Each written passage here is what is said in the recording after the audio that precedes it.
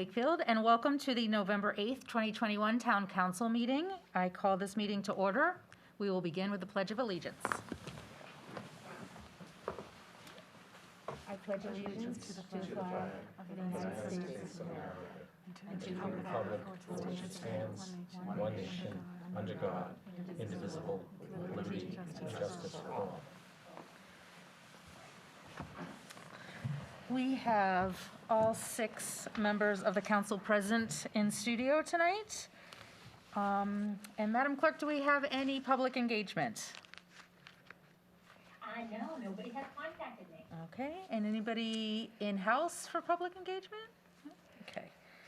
Our next item is a public hearing to determine the percentage of a local tax levy to be borne by each class of taxable property within the town for fiscal year 2022 tax classification. This is a public hearing, so we will have a roll call vote to go. Madam Chair, Sorry. being 7:02. We can't do it until 7:05. Yep. I'd suggest you go to item 6. Thank you. So we will come back to that. Sorry, there's usually a Go, little Victor, bit you of may sit there. Go ahead and we'll open it at 7:05. Thank you. So let's move to item number 6, approval of the minutes. First, we have the approval of the October 21st, 2021 Tri-Board meeting minutes. So moved. Second. Moved by Councilor Santos, second by Vice Chair Butt. All in favor? Aye. All opposed? Okay, 6-0. And we have the approval of the October 25th Town Council meeting minutes. So moved. Seconded. All in favor? Aye. All opposed? Sherry, that was Councilor Santos motioning and Councilor Butt seconding. Great, thank you. Okay. I jumped to 8. Okay, thank you. I'm reading them quickly to see what we can get to. Okay, so item number 8, surplus equipment. A request from the DPW Director Conway to auction surplus equipment as proposed, the details of which are in the materials. Steve, you want to give us a brief overview? Sure, I've got to get to that page. I know. This has been a really great program where, we used to just trade things in, and sometimes it worked, sometimes it didn't, but, so we started doing this because we weren't really, if we could get more, we'll get more.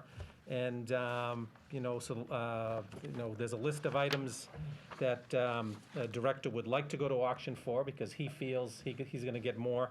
And I'll tell you, in most instances, we've been offered nothing in trade-ins, so whatever we get will be more. And there's a list in there since this year we started this. We've brought in about $10,000 in, so not too shabby. So we'd like to have the authorization to declare these items as surplus equipment and go to auction, and we will report back on what we get. Okay. Do I have a motion then to go to auction for these 9 items? So moved. Seconded. Second. Any discussion? Hearing none. All in favor? Aye. All opposed? So 6-0. Okay, it is 7:05. Does everybody have the same time? Yep. Okay. So I will now do a roll call vote to open the public hearing for the tax classification. I'm not going to read it all again. Councilor Dombrowski. Aye. Oh wait, do I need a motion? We need a motion. Motion. So moved to open the. Seconded. So a motion by Councilor Santos, seconded by Councilor Butt. In favor, Councilor Dombrowski? Aye. Councilor Yes. Shines? Councilor Butt? Yes. Councilor Santos? Aye. Councilor Danahy? Yes. And myself, yes. Okay, so we are officially in public hearing. Welcome, Victor Sentinelli, who's going to give us our presentation. Thanks so much again for this yearly opportunity to make this presentation to the Town Council and the folks of Wakefield. I want to begin by thanking my elected Board of Assessors, Brian Donegan, David Ledon, and Sebastian Tyne, who've been so helpful with their guidance and assistance with rendering values through a particularly difficult year. It was a state-mandated revaluation year, which basically the DOR comes in and reviews all our methodologies. They go to a thorough review of our books. And might be interesting for you to know, a former member of our Board of Assessors a couple of months ago, became Bureau Chief of the Department of Revenue. And that's Christopher Wilcock. He served us a little over 3 years on the Board of Assessors when he lived here in Wakefield. And just very proud of that young man. Now that I get that out of the way. That's a nice side story. This evening, we have 4 actions that are up for consideration. The selection of a minimum residential factor, selection of an open space discount, granting of a residential exemption, and granting of a small commercial exemption. Minimum residential factor, the way it works is if we didn't do any shift, any factoring, we'd have a single tax rate of $13.59 per thousand, and you simply get that by dividing the tax levy by the total value of the town. That's impressive, over $6.1 billion. Never thought I'd see that. However, Chapter 200 allows us some shifting options that we'll discuss further in the presentation. And historically, as we all know, Town of Wakefield has adopted its maximum shift factor since inception.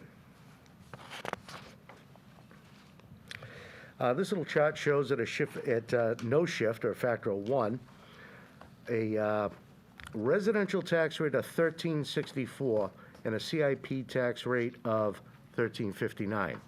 Why do we have the $13.64? The Wakefield senior discount, which I'll discuss in just a moment. But going to our maximum shift with the MRF that I have listed there results in approximately an 80-20 split between residential and commercial, an estimated residential tax rate of $12.32, and an estimated commercial tax rate of $23.77.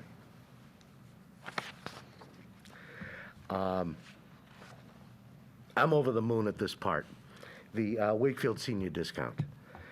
Our applications this year, we came almost 270 applications.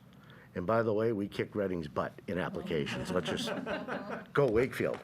249 of those applications were approved. The reasons some applications are denied, people may have other assets, like a second home or a sizable condo or something like that. If someone owns a small parcel campsite for $30,000 or $40,000, that's not going to exclude them. But issues like that, or issues with the way their trusts are structured, may interfere with the actual ownership of the property. The median amount granted was $1,150. The maximum was $1,150. Minimum was $62. Yes, someone got a $62 circuit breaker discount and applied for this, and we granted it to them. The exemption adds 4 cents to the residential tax rate. And as we described when I talked about this previously, to fund this program, it's a result of a shift solely within the residential class of property. I can't shift this to commercial or anything else. It has to be borne by the rest of the residential tax base.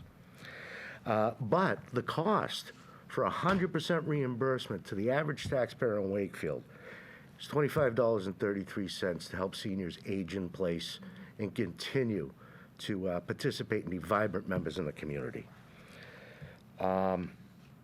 Also, none of these numbers will be achieved without the assistance of the Council on Aging, Judy Luciano, and her folks there. That's just an incredible team to work with, and we wouldn't be where we are with these kind of numbers without their enthusiastic support and preaching of this program. Well, the average single-family value is going to be $633,300. And I broke down what the estimated tax based on a couple of shift intervals would be. So we anticipate if we go to 1.75, the average tax bill will be just above $7,800. And again, bold print represents the maximum shift that we can do.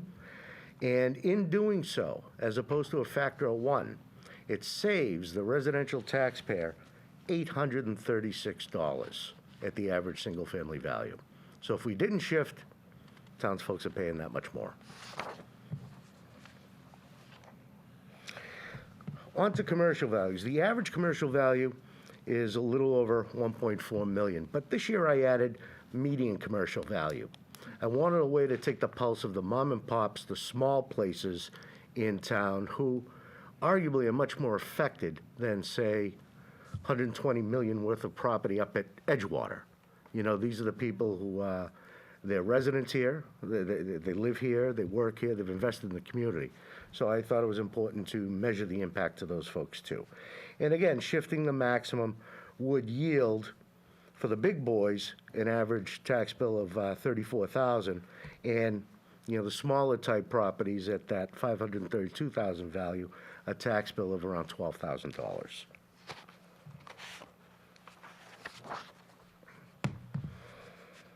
So, to surmise the shifting portion, if we selected the MRF that I have there, 0.903775, our estimated tax rates would be $12.32 residential and $23.77 commercial.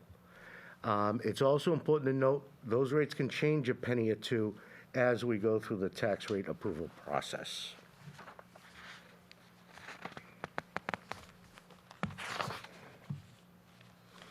This next slide just does a comparison from last year to this year. And the average single-family value did go up 7.6%. The residential tax rate dropped 3.3%.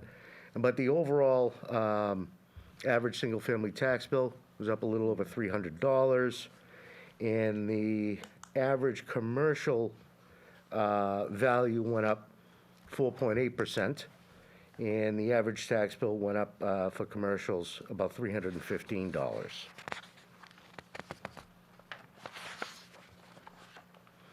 Also in these numbers is the debt exclusion. And fiscal '22 represents the 8th year of the debt exclusion for the Galvin Middle School. Maybe I should take new out of there because it's new-ish. Okay.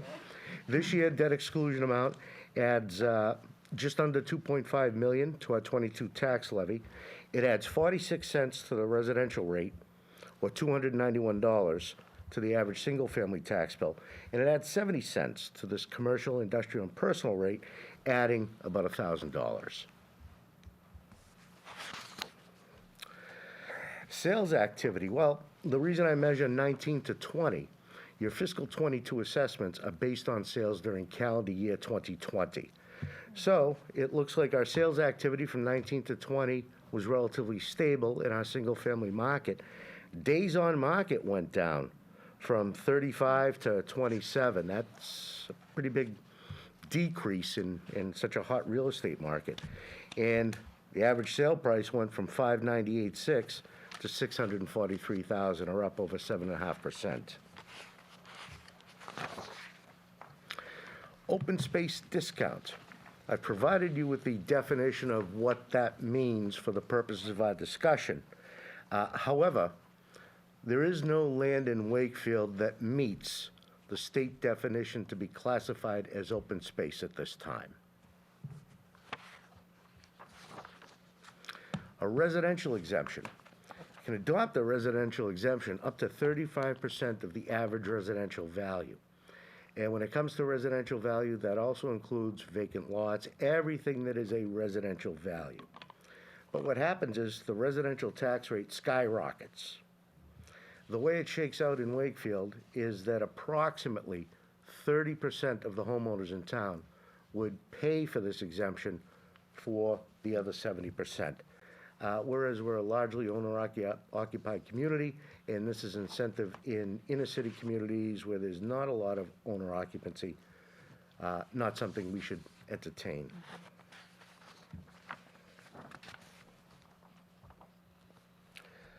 Small commercial exemption. We do have the option to do a small commercial exemption of up to 10% of the property value for commercial properties only. Eligible businesses cannot have more than 10 employees as certified by the Department of Employment and Training. Building value can't exceed $1 million. One business in a building cannot qualify unless every other business qualified. And the exemption does go to the building owner.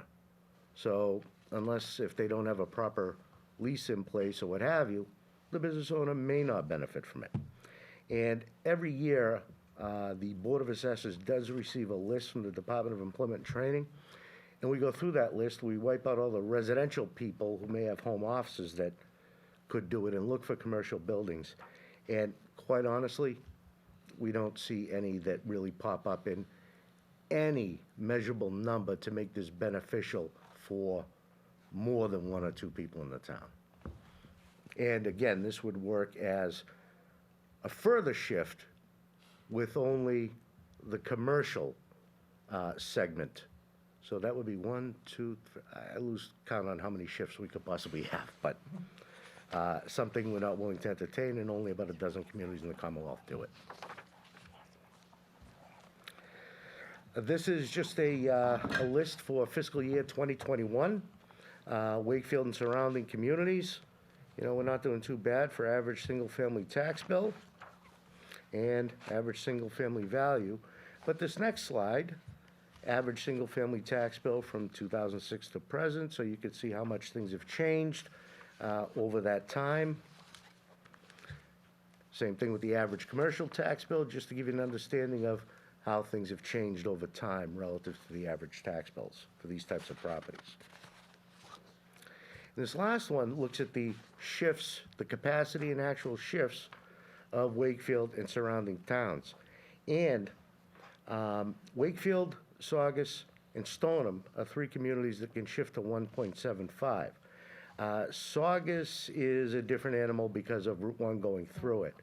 But basically, even with Saugus included, by shifting to 1.75, we are affording residential taxpayers the lowest possible share of the tax burden allowed under state law, and even lower than Stoneham, so that's good. That's all I have. If anyone has any questions, I'd be happy to entertain them.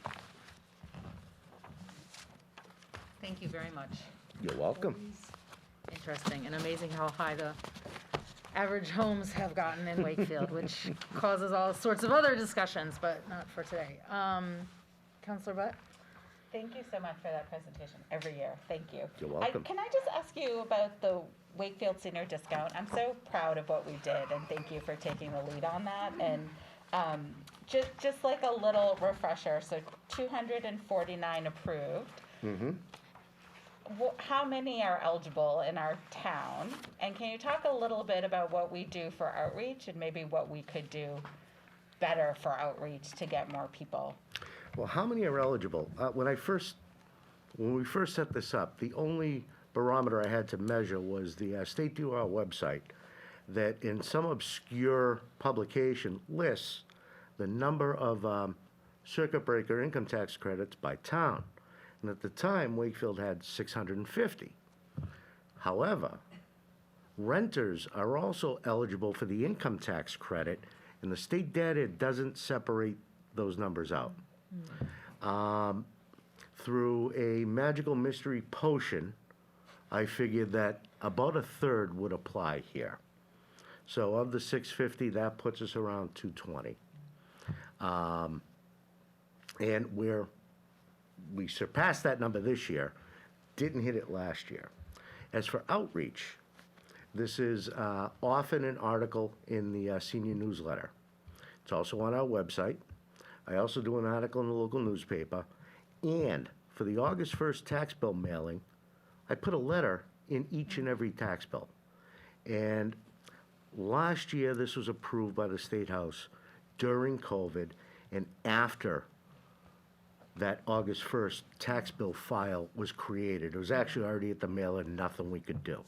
So last year was door knocking, Judy ringing a bell in Town Square, me and her staff delivering sandwiches with applications to folks to get the word out.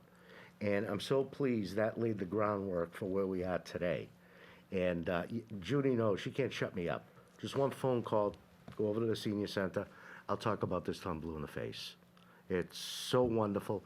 And we may have, when it comes time to draft a subsequent home rule petition, this has a 3-year sunset clause, we'll take a peek at some of the parameters in there and may have 1 or 2 slightly different recommendations at that time. Excellent. You have any follow-up? No, I just thank you for all that, but if there's anything that we can do, Steve, using Jen McDonald, I think, people are still, like, I think there's people that probably don't go to the senior center, aren't reading the papers, right, aren't going to our website, so just thinking, but yeah, knocking on doors, or if, we can put on some sort of educational thing, I think that's great, and the numbers are great, and, yeah, thank you for all of that, and Judy. And that's why this year it was in every tax bill. Yeah, So when no, they I, added direct mailing. That's, yeah, that's. yeah, With that Jen's was, help. that was really great to hear about. Jen Yeah. takes my Yeah. chicken scratch and, Yeah. that looks beautiful, let's go with that. She does work magic, that's for sure. Yes. Counselor Dombrowski. Thank you, Madam Chair, and thank you, Victor, for this presentation. You're welcome. Question for you, on page 3, as people are following along here, the second bullet point, you list the tax levy at 83 million and change. Could you speak to how that number's arrived at? For people Sure, watching? I will tell you exactly. Let me go to my, it's here.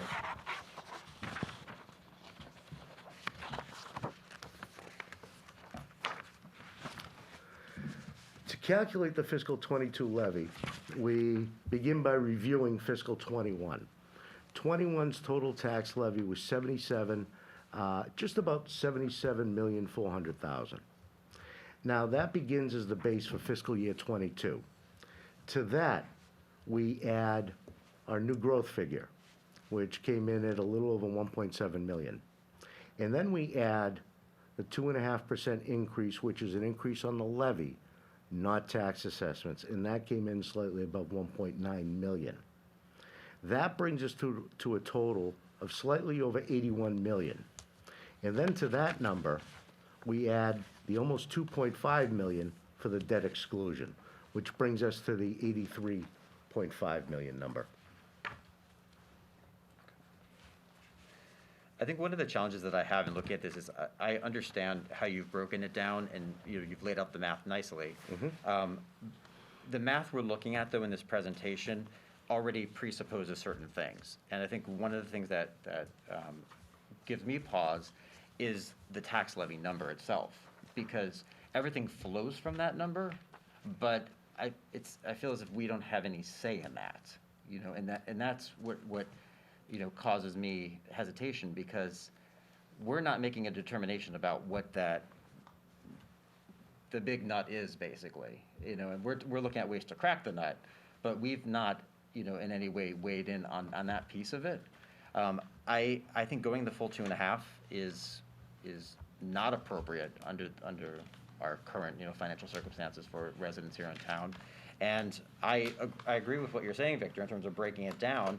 Certainly, the most shift we can do onto the business community is probably, the best scenario we can have for residents at present. So I don't have an issue with that per se, but I do have an issue with our starting presumption that we need to be at 83,528,000 in order to then base a tax rate off of that, because that's how you get to the 4.1% increase in taxes on the average household of 633,000. And I think that I think a 4.1% tax increase is not appropriate, especially when people are dealing through COVID times, going through some financial uncertainty here. And I'm inclined to say that we need to reevaluate. Do we go the full 2.5%? Do we look at new growth and perhaps try to make an adjustment there in order to get that main number down, so that when we apply this maximum shift, it's not resulting in a 4.1% increase in everyone's taxes for the fiscal year 22. So I guess it's more of a That's question. more of a That's discussion, yeah. more of a discussion point for this body, I guess, is my point. I agree. Did you, Victor, is there anything you needed to add to clarify any of that? If there's no question, I'm fine. No, good. Okay, so we're going to discuss it, and we have some more questions for you. Can I just Counselor ask a Chine. clarifying question? When you say, Counselor Dombrowski, that we have to look at new growth, I guess explain exactly what you mean by that. I mean, that's sort of a number that's set as we think about the 2022 tax increase. If you could elaborate on that. I'm just referring to, I think it was described as new growth was projected or estimated to be about 1.7, right? That's what was approved at the State Department of Revenue. There's no estimates. Right. Just so you know, the financial folks at Town Hall, in addition to the FinCom, we're discussing tax levies in July and August in preparation for these meetings, in preparation for our DOR submissions. So there is that time when, if an issue or a concern can be expressed, great. And we are more than cognizant of prior council's directives and recommendations about going less than the full 2.5%. But I will tell you, the first year that came up, I was surprised because no community does that. No one. Straight 2.5%. And I had the discussion with Steve. I left scratching my head. They know what this means, right? Okay. And guess what?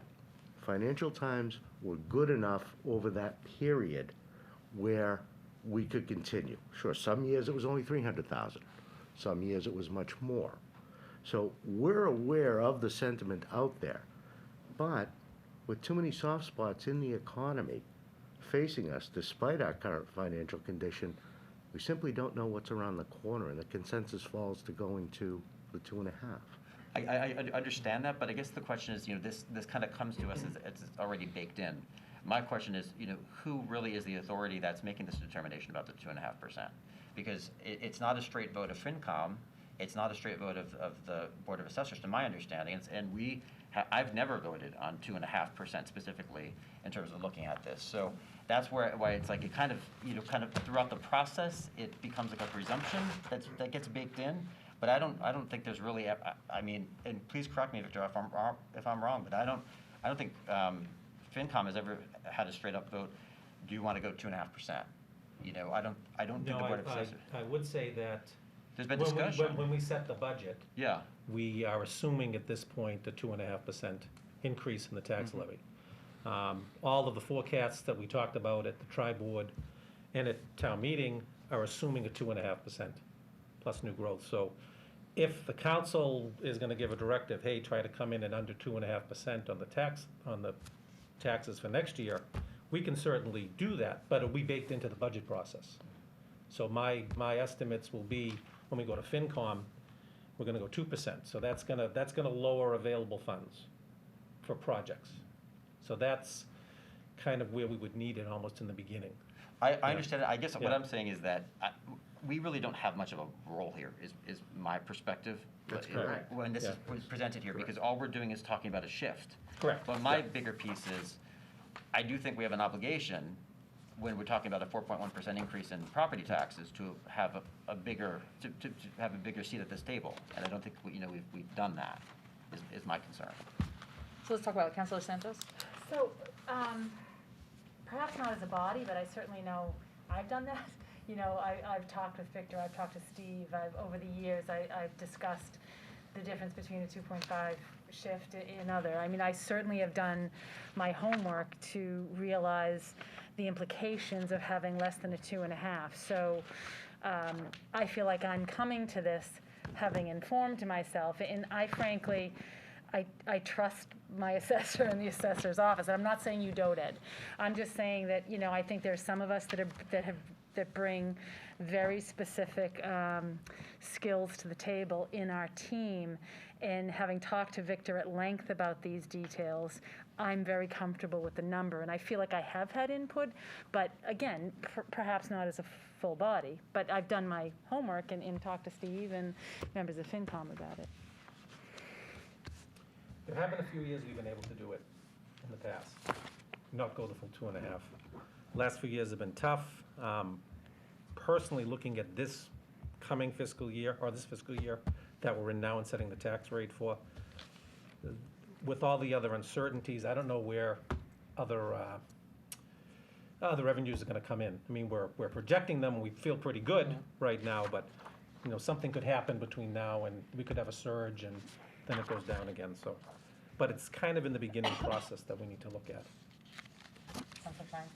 Thank you. I want to echo, Mr. Mayo, your point, because I do think, you know, if we're talking about the rate right now, we're talking about a rate for fiscal 2022, where not only have we already set the budget, I mean, we're 5 months into the fiscal year. You know, I think that it is something that, you know, perhaps we have a more sort of formal discussion around when we're doing the budget setting discussions in the spring. So as we think about the fiscal 23 budget, you know, we incorporate this into some of the internal discussions we have in the council, you know, in January and February. And maybe it's something where we even think about sort of a policy document, you know, that governs how we sort of frame out those discussions. But I do think, you know, we're at the place where, you know, if we were to go less than the 2.5%, because we've included that in our forecast throughout the entire process, every projection we've gotten from FinCom, you know, I'm concerned that we'd be putting a hole in the budget that we'd need to figure out how to fill.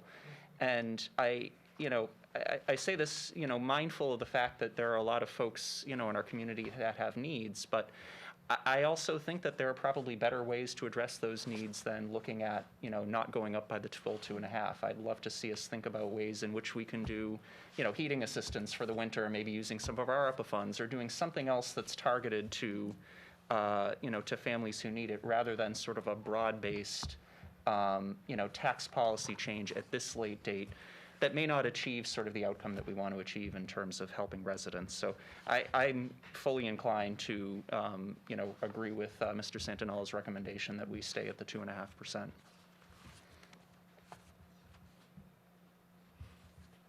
I'll ask a question. So just so I'm understanding this, on the average tax bill 2021, 2022, the 4.1% is a function of both the tax rate, but really it's the increase in value of the homes. Is that Well, it's how I two read it? things. The increase in value, the change in the tax rate. Right. And the resulting anticipated tax bill.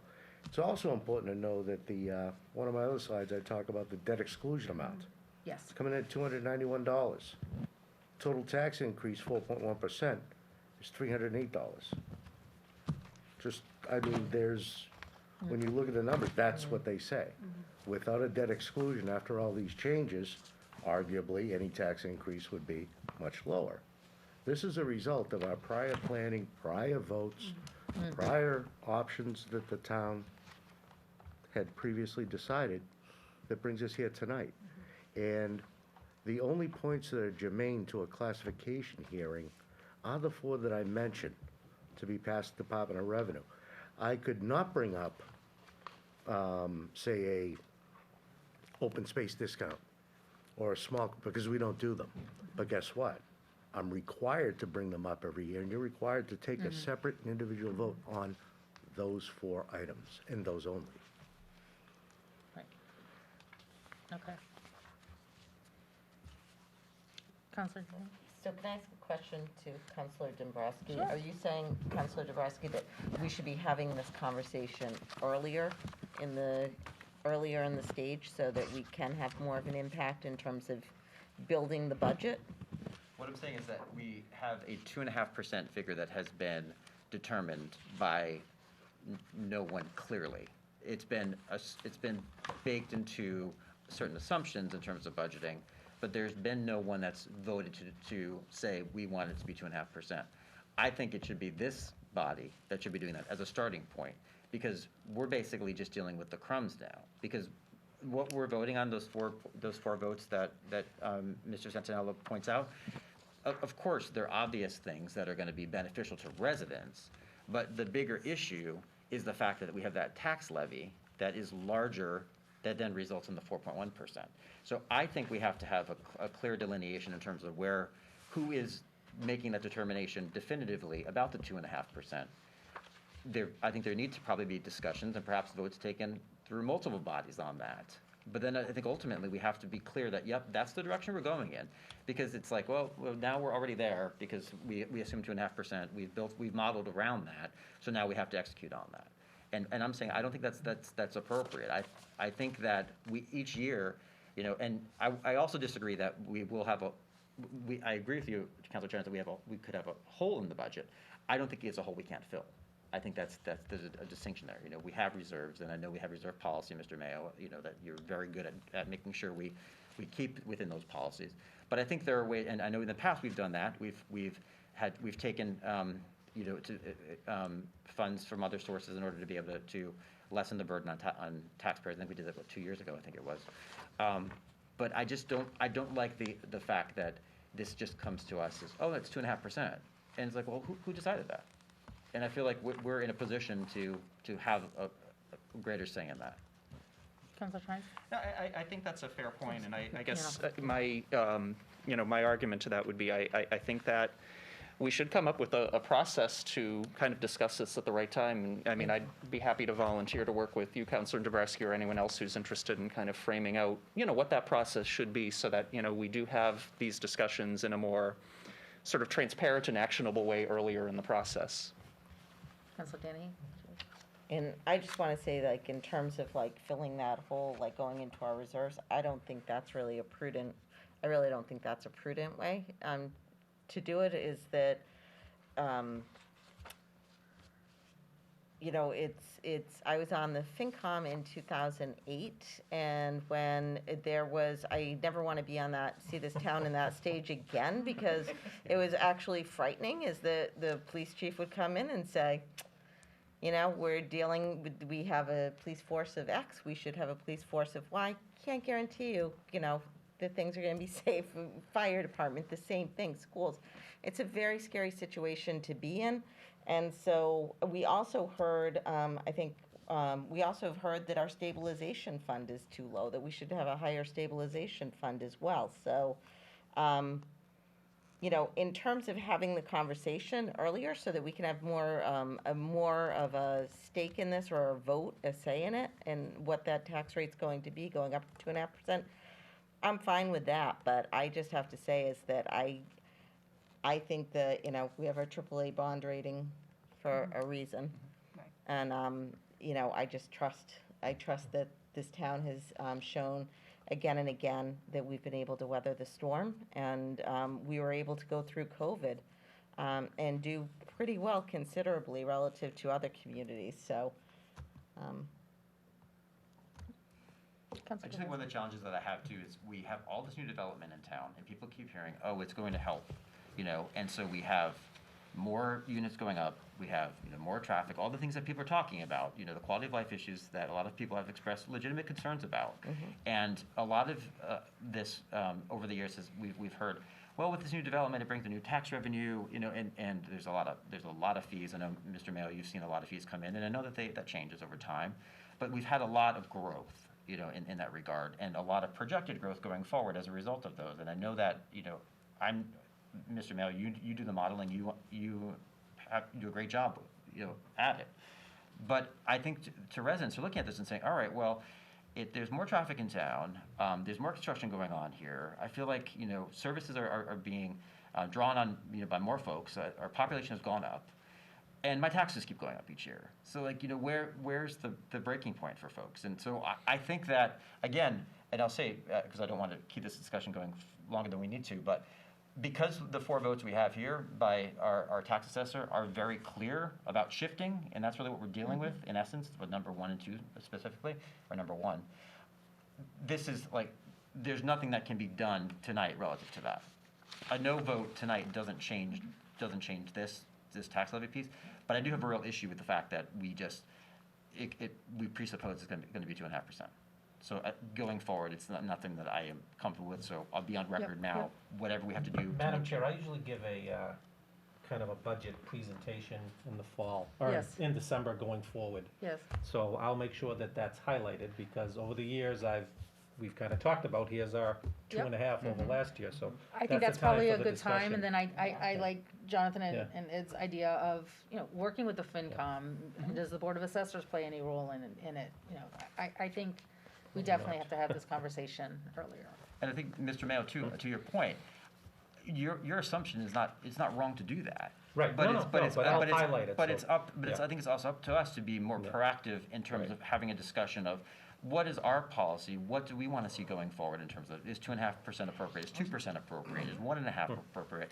So that provides you some guidance too, Right, relative because to that'll that. have a budgetary effect. Right. We'll have to, I- that'll have to go absolutely. down. And that's what I like having it Yeah. around them, because Yeah. it will have a budgetary effect, and we Yeah. need to talk about other ways we might need to make it up, or, Yeah. Right. or help citizens. I'm very worried about heating costs this year, Yeah. for Yeah. example. Find other programs that might be able to lessen some of the burden. And we're hearing a lot too, like, Chair Smith-Galvin, you've mentioned about, some of the green initiatives that we have and some of the potential savings realized there.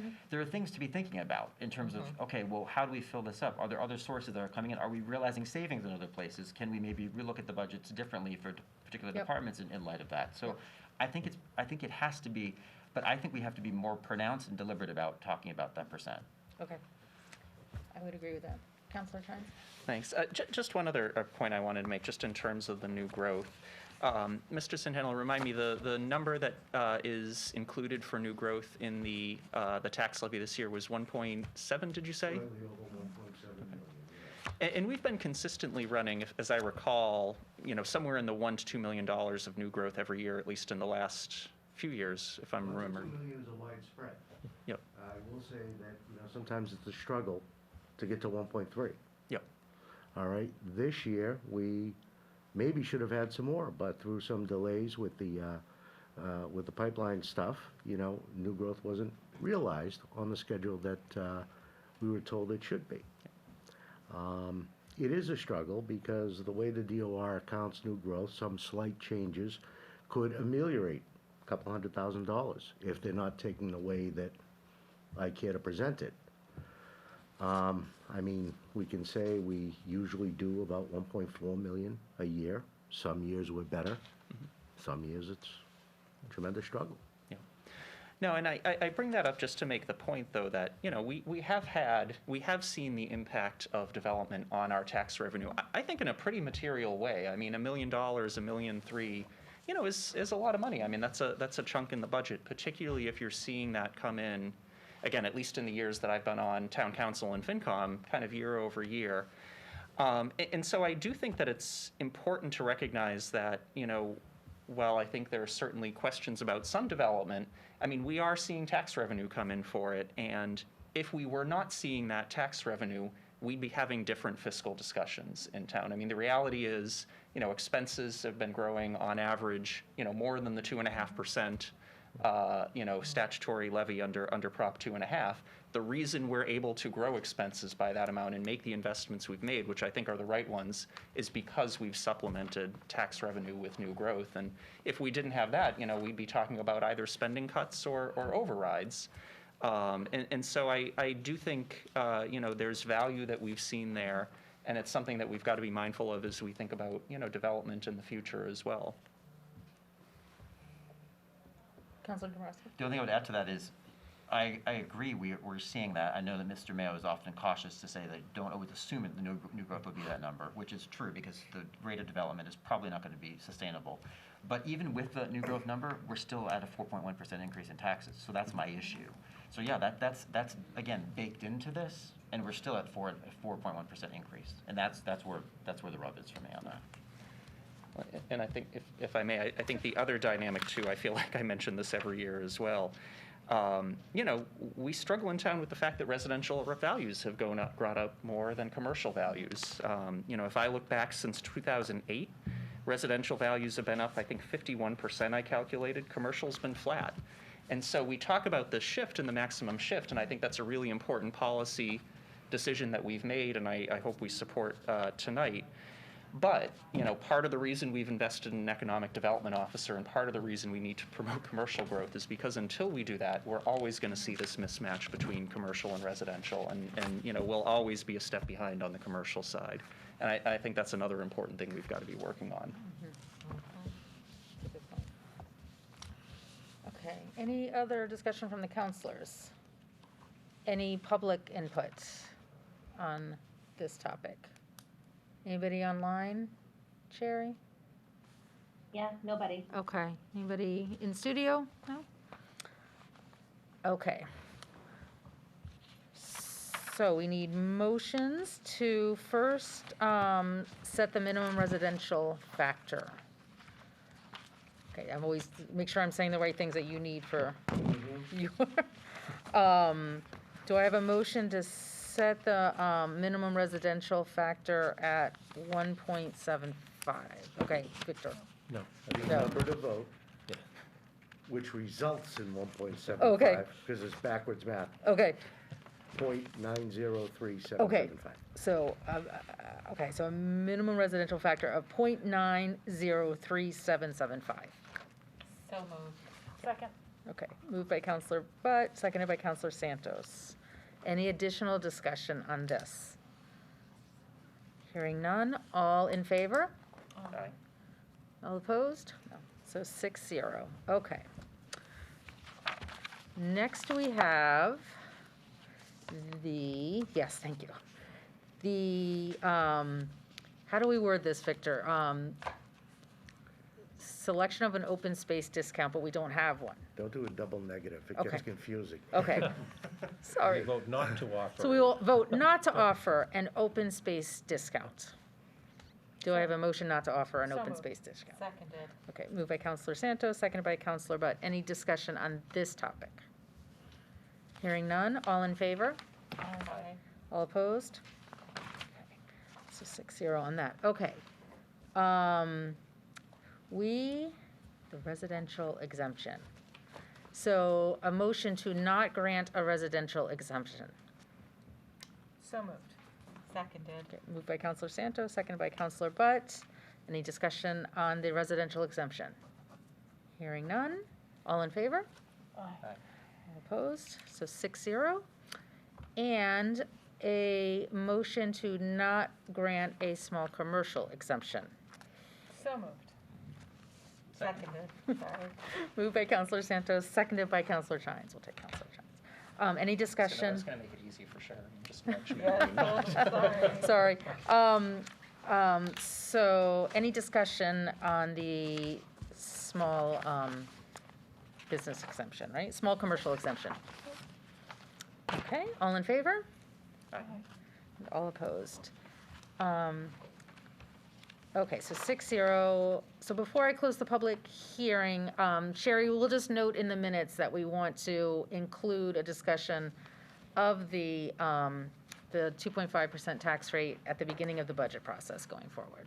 Okay. So do I have a motion to close the public hearing? So moved. Seconded. Moved by Counselor Santos, seconded by Counselor Butt. Roll call vote, Counselor Dombrowski. Aye. Counselor Chines. Yes. Counselor Butt. Yes. Counselor Danahy. Yes. Counselor Santos. Yes. And myself, yes. Okay. So the public hearing is now closed. And I've already done item 6. We are going to discuss redistricting. Victor, thank you very much. Madam Chair, could we Yes. do item 10? Oh, yes, of course. Stay, Victor, Stay. sit. I don't know how to Sorry, deal with my it. I'll oversight. We figure had it out. talked about moving item 10, which is the Okay, still bang. intermunicipal agreement. We need to approve the proposed intermunicipal agreement between the town of Reading and the town of Wakefield for the director of the assessing department, which is Victor himself. Right. So, Very quickly, this is mirroring the agreement that we've had for the last 3 years with Reading. The only difference is that the dates have changed, going another 3 years. Basically, Victor wears 2 hats, although he wears his Wakefield hat more, as we know, and that he manages both departments. And this has been a great partnership with Reading. We end up saving 70+ grand a year in salary plus benefits, so it really is, intermunicipal agreements was really one of the best practices that the state came out with a few years ago. I couldn't be happier with the arrangement. Reading couldn't be happier. Reading's already approved this with just changing the dates. They had their meeting a little bit ahead of ours, so my suggestion is that we continue this great partnership with Reading and, save taxpayer money and get the great value of Victor for both communities. I guess my only question would be, Victor, do you agree that this is still a workable arrangement? Yes. 3 more years, Okay. 3 more years. Any additional discussion? I'd just say, just very briefly, having had, so many opportunities to work with you over the last 3 years, Victor, I mean, we really do benefit tremendously from the expertise that you bring. And, I know we're talking about the agreement and not you specifically, but I just want to really recognize just how grateful I am for, the education I've gotten from you over the years and how grateful I am for your service to the town. We're really lucky to have you. Agreed. Absolutely agreed. Okay, so do I have a motion to accept the intermunicipal agreement for the director of the assessing department? So moved. Second. So moved by Counselor Butt, seconded by Counselor Santos. Any additional discussion? No? All in favor? Aye. All opposed? So 6-0. All right, Thank Victor, you you're again, stuck with us. folks. Thank you, Victor, Mhm. thank Victor, you. thank you as always. And that You will. agreement Thank- will be going around via DocuSign to everybody. Okay. So Excellent. We will look at it. Okay. Item number 7, redistricting. We have our town clerk, Betsy Sharon, here.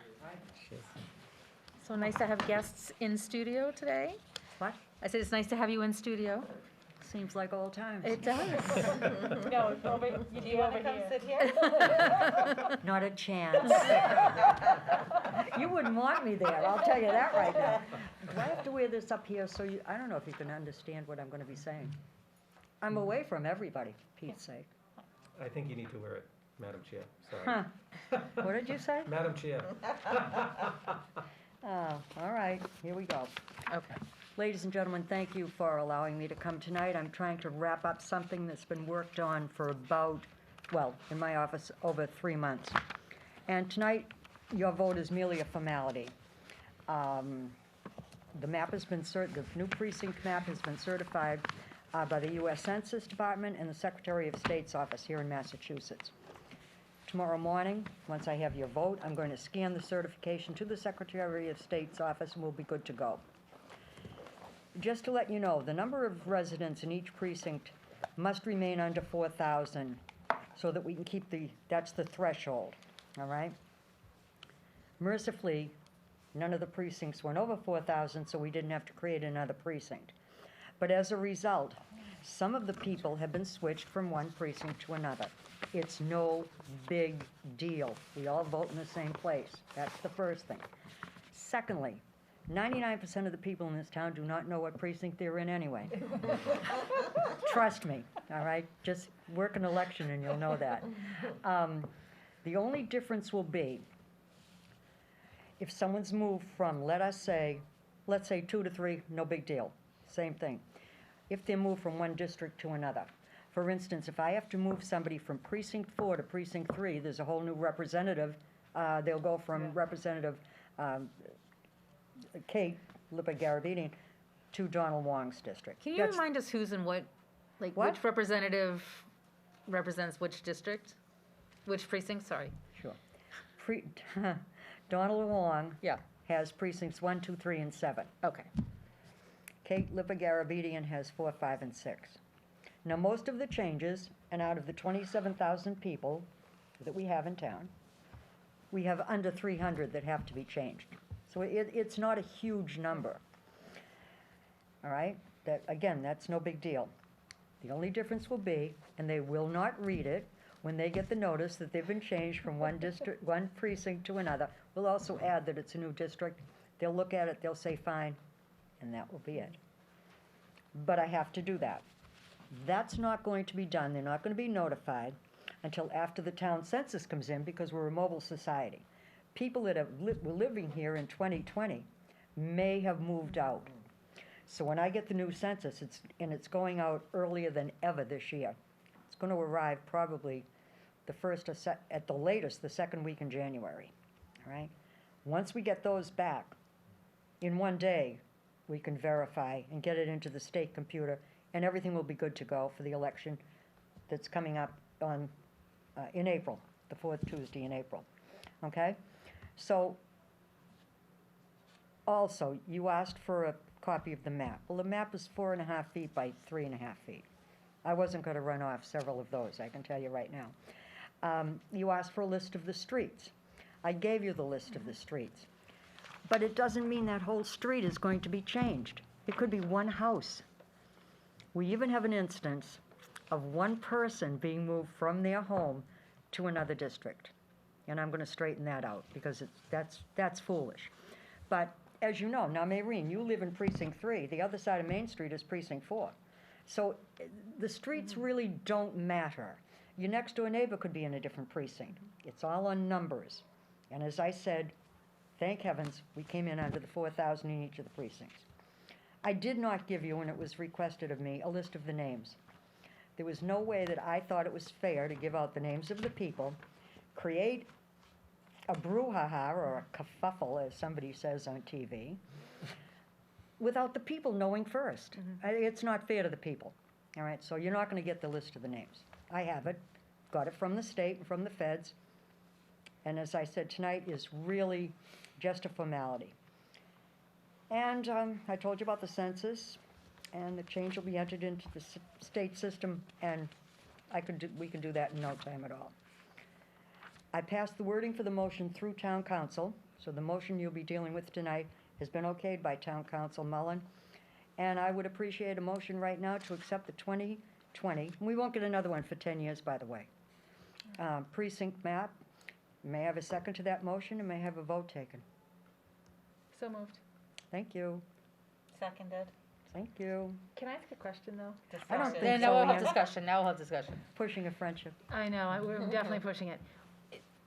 If our population crosses that 4,000 mark within a precinct, it won't be addressed until 10 years? 10 years, federal Oh, okay. census. Got it. Every 10 years. The last time we faced this, and I was on the board, was in 2010. Yeah, okay. But again, we have a mobile society. Right. And people are in here, especially in 2020 during the pandemic. You know, some people moved back with their families for one reason or another, financial issues or safety, whatever. But we're under the 4,000 in each one. And that's why we had to shift, because a couple of them, when I ever saw the first numbers, I thought, oh no, precinct 8, here we come. But that's why these people got switched. Makes sense. And it happens in just about every community. I can't imagine what it's like in a big city. I just can't imagine it. Because I only have about 300 people, which is nothing. Yes, Actually, the wording that I approved is this, let me just read it. please do. Okay. I move pursuant to General Laws, Chapter 54, Section 6, that the town council approve the division of the town into precincts as set forth in the map and precinct description proposed by the town clerk, to be effective as of January 1, 2022. Okay. And that's what we have in our agenda, if anybody needs to see it. Thank So you. moved as, So we have a move, Council, we already have Mr. a move by Counselor Santos and seconded by Counselor Butt. Counselor Dobrowski? Madam Chair, if I could just clarify, Madam Clerk, thank you for coming in tonight. My pleasure. You said it was about 300 voters that are ultimately affected? Yeah, Right. And of those. not voters. They House- don't have to be registered voters. They're residents of this town. 300 residents, all right. Right. And of those 300, do you have any sense of how many would have their representative changed? Very few. Okay. Most of the lines that we're going to cross at precinct, especially 2 and 3, for some reason. 1 and 7, no, 6 and 7, there may be some there.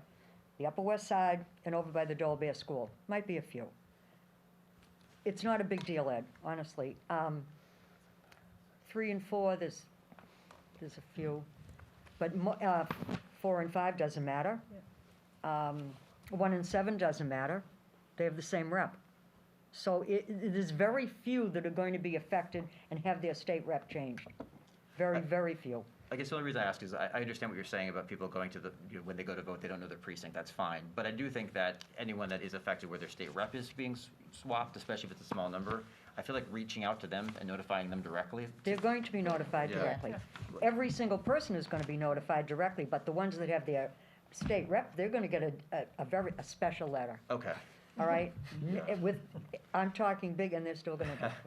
Just because, I mean, that could matter to someone. Well, I have to you know, cover certainly. myself, Sure. too. I have to do what's right. Yeah. It's not going to be a big letter. The last time we sent out bright orange cards that kind of stand out a little bit.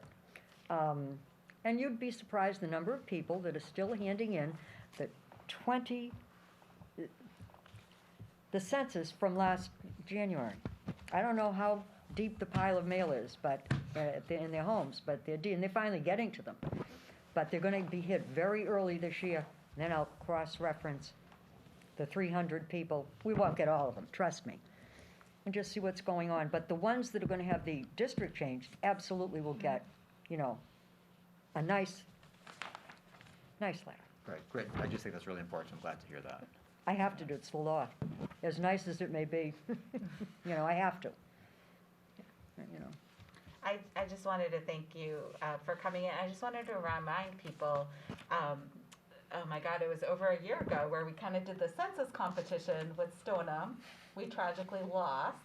Barely. Barely. Barely. So barely. But I just want to tell people, like, thank you, Betsy, for you and your team and all the work on this. But this has been, a long process. Every 10 years, we do a Right. census. And then the State House has a redistricting committee that figures out Senate districts. So our Senate district is not changing. No, we're all We are set. all still Senator Lewis. Yes. Our rep districts are not changing. No. So, and so there's these little changes for 300 residents in our town, Yeah. and Betsy will notify you. Right. Very different. Very few are gonna change who your rep is, but we are really fortunate to be represented by Donald Wong and Right. Kate Lipper-Garabedian, who Right. both help us so much in our town. And our congressional district didn't change. No. And so this is like every 10 years we go through this whole process. What I found really interesting is our population really grew.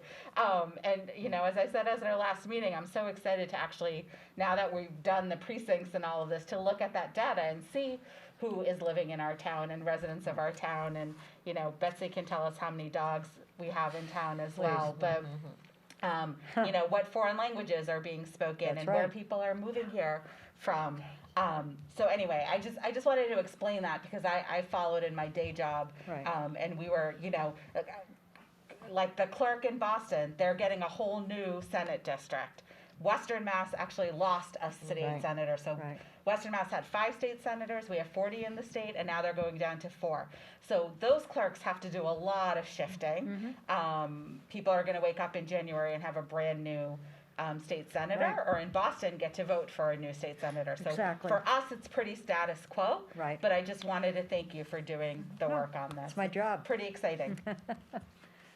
Great. Counselor Danny? And I just want to take this opportunity, because we don't get the opportunity to see you here very often, to just thank you for all the hard work Oh, of you I love and the people in your office. They really do a fantastic job. They do. From getting my dog license, has not made it on Facebook, but that's okay. See that you do. She hasn't come in. And then running excellent elections, so I know it's a lot of work, so thank you. Yeah, I enjoy every minute of it, actually. And Rose Morgan and Denise Oates are Yeah. great. And Fantastic. we work as a team. That's the Yeah. only way you can get anything done, Yep. Now, while I'm here, Okay, well, let's do this vote. Can we do? Yeah, okay. Or does this have to do with the redistricting? No. Okay, so let's, if there's no more discussion on the redistricting, let's hold that vote. We have a motion on the table, which you can read in our agenda. So basically that we approve the town into the precincts as set forth. All in favor? Aye.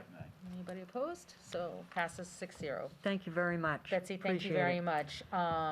Did you have something you wanted to add? I also wanted to Yeah. discuss, we're gonna move item 13, discussion of special election, up while we have you here, take advantage of having Oh, you here. absolutely. Also, I would like to ask, through you, Madam Chairman, Sure. to Steve, the certification letter I gave you? Yes, we'll have that done. If that could be done, and either you can if you want to give it to me, I'll scan it in tomorrow. Once I have that done, we're good to go, and then I can do what has to be done. Yes. Okay. Okay. So, I put on the agenda discussion of special town election to fill the unexpired term of Peter May, which would be through April of 2022. And I thought having Betsy here for the other subject, it would be a good opportunity to ask what the process would be, and we're not determined that we have to do it by any means, but just to understand the process and the All right. costs. Well, that's going to come into it, too. Okay. All right. Brevity is the soul of wit, so here is my opinion, speaking as your very own town clerk that would be running any and all elections. I do not support the idea of having a special election to, and I loved Peter, he was a great guy, so it has nothing to do with anything personally, obviously. But I do not support having a special election to replace Council May's position.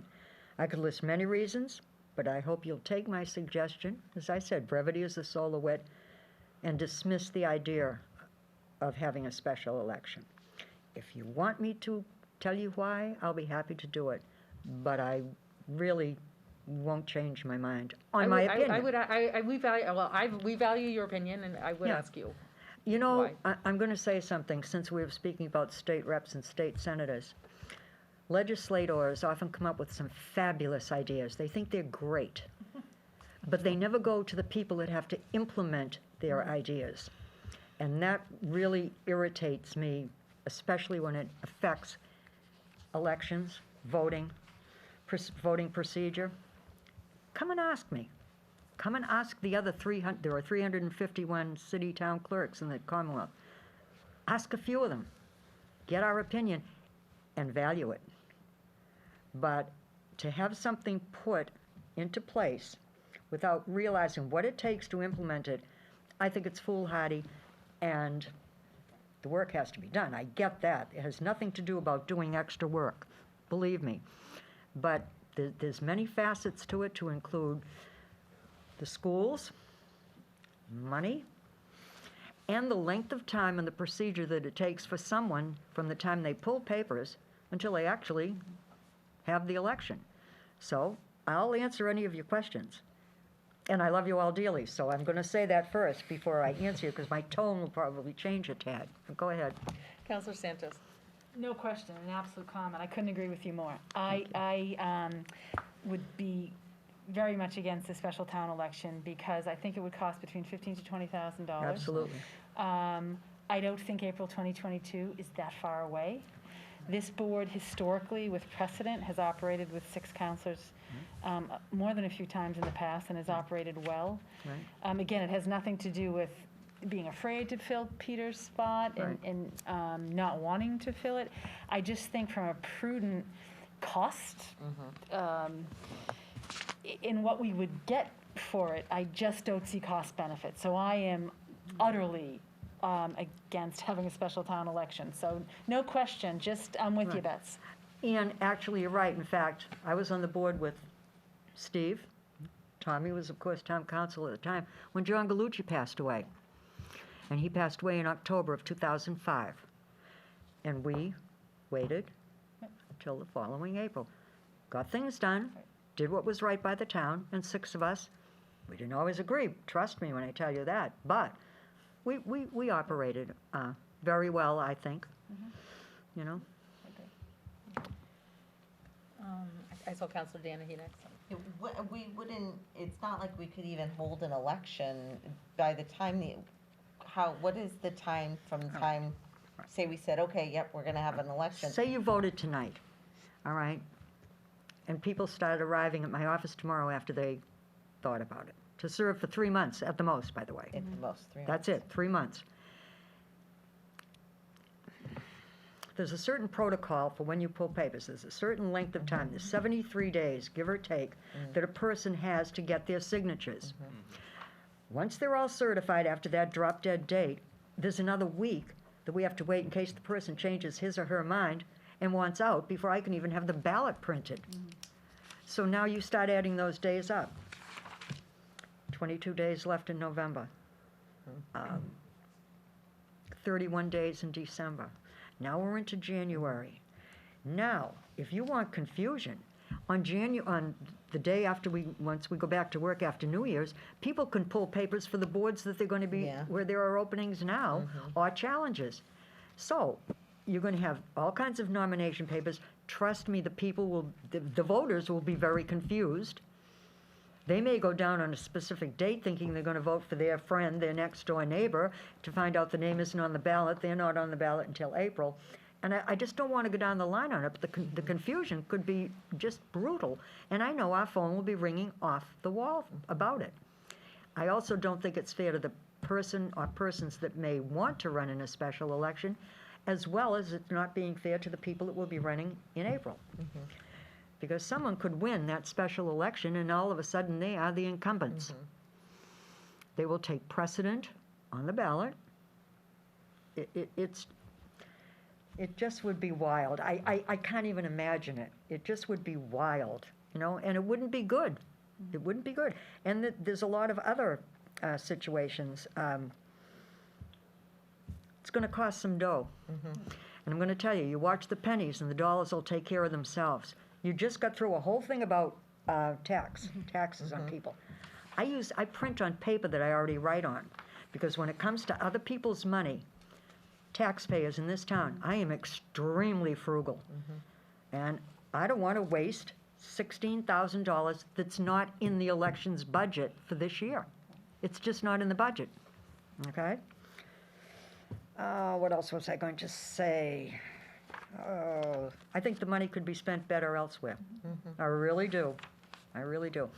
And logistically, Superintendent of Schools gets to me maybe about 6 months ago. They have to set the calendar for the next couple of years for the schools. And I give them all of the dates that I have for the elections that will be coming up right through 2024, the presidential in 2024.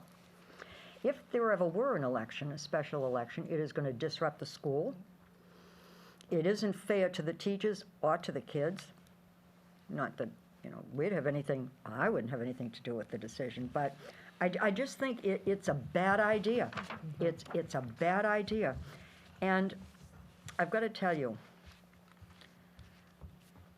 I don't know anything about what Victor does.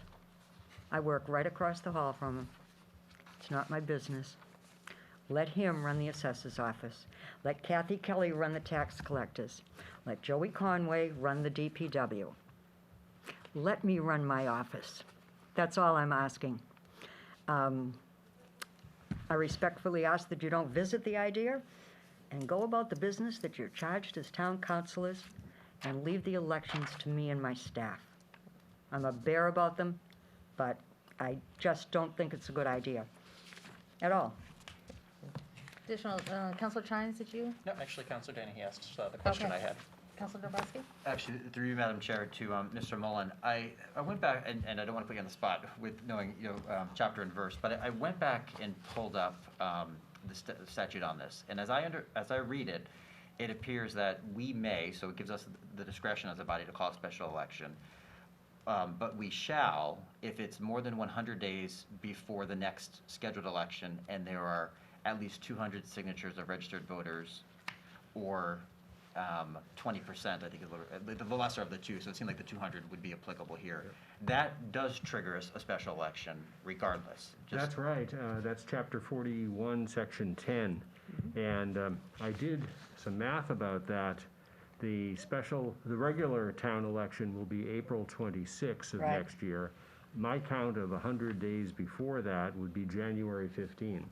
So if we receive a petition of at least 200 registered voters by January 15th, you have no discretion. You have to call the election.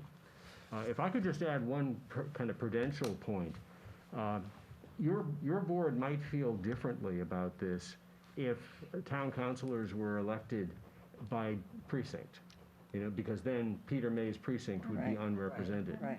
But you're not. You're elected at large. So there's really no claim that Peter's death, as awful as it was, has deprived anybody of representation. Right. Thank you for that. Thank you for adding that.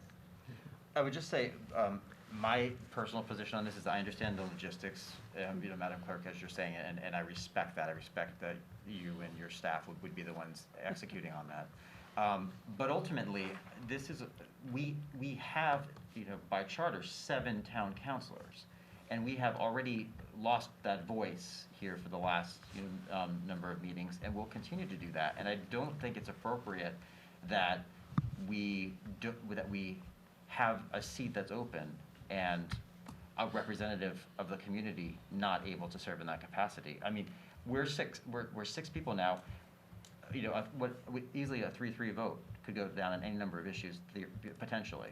And I think that, as frustrating as the timing may be and the logistics may be,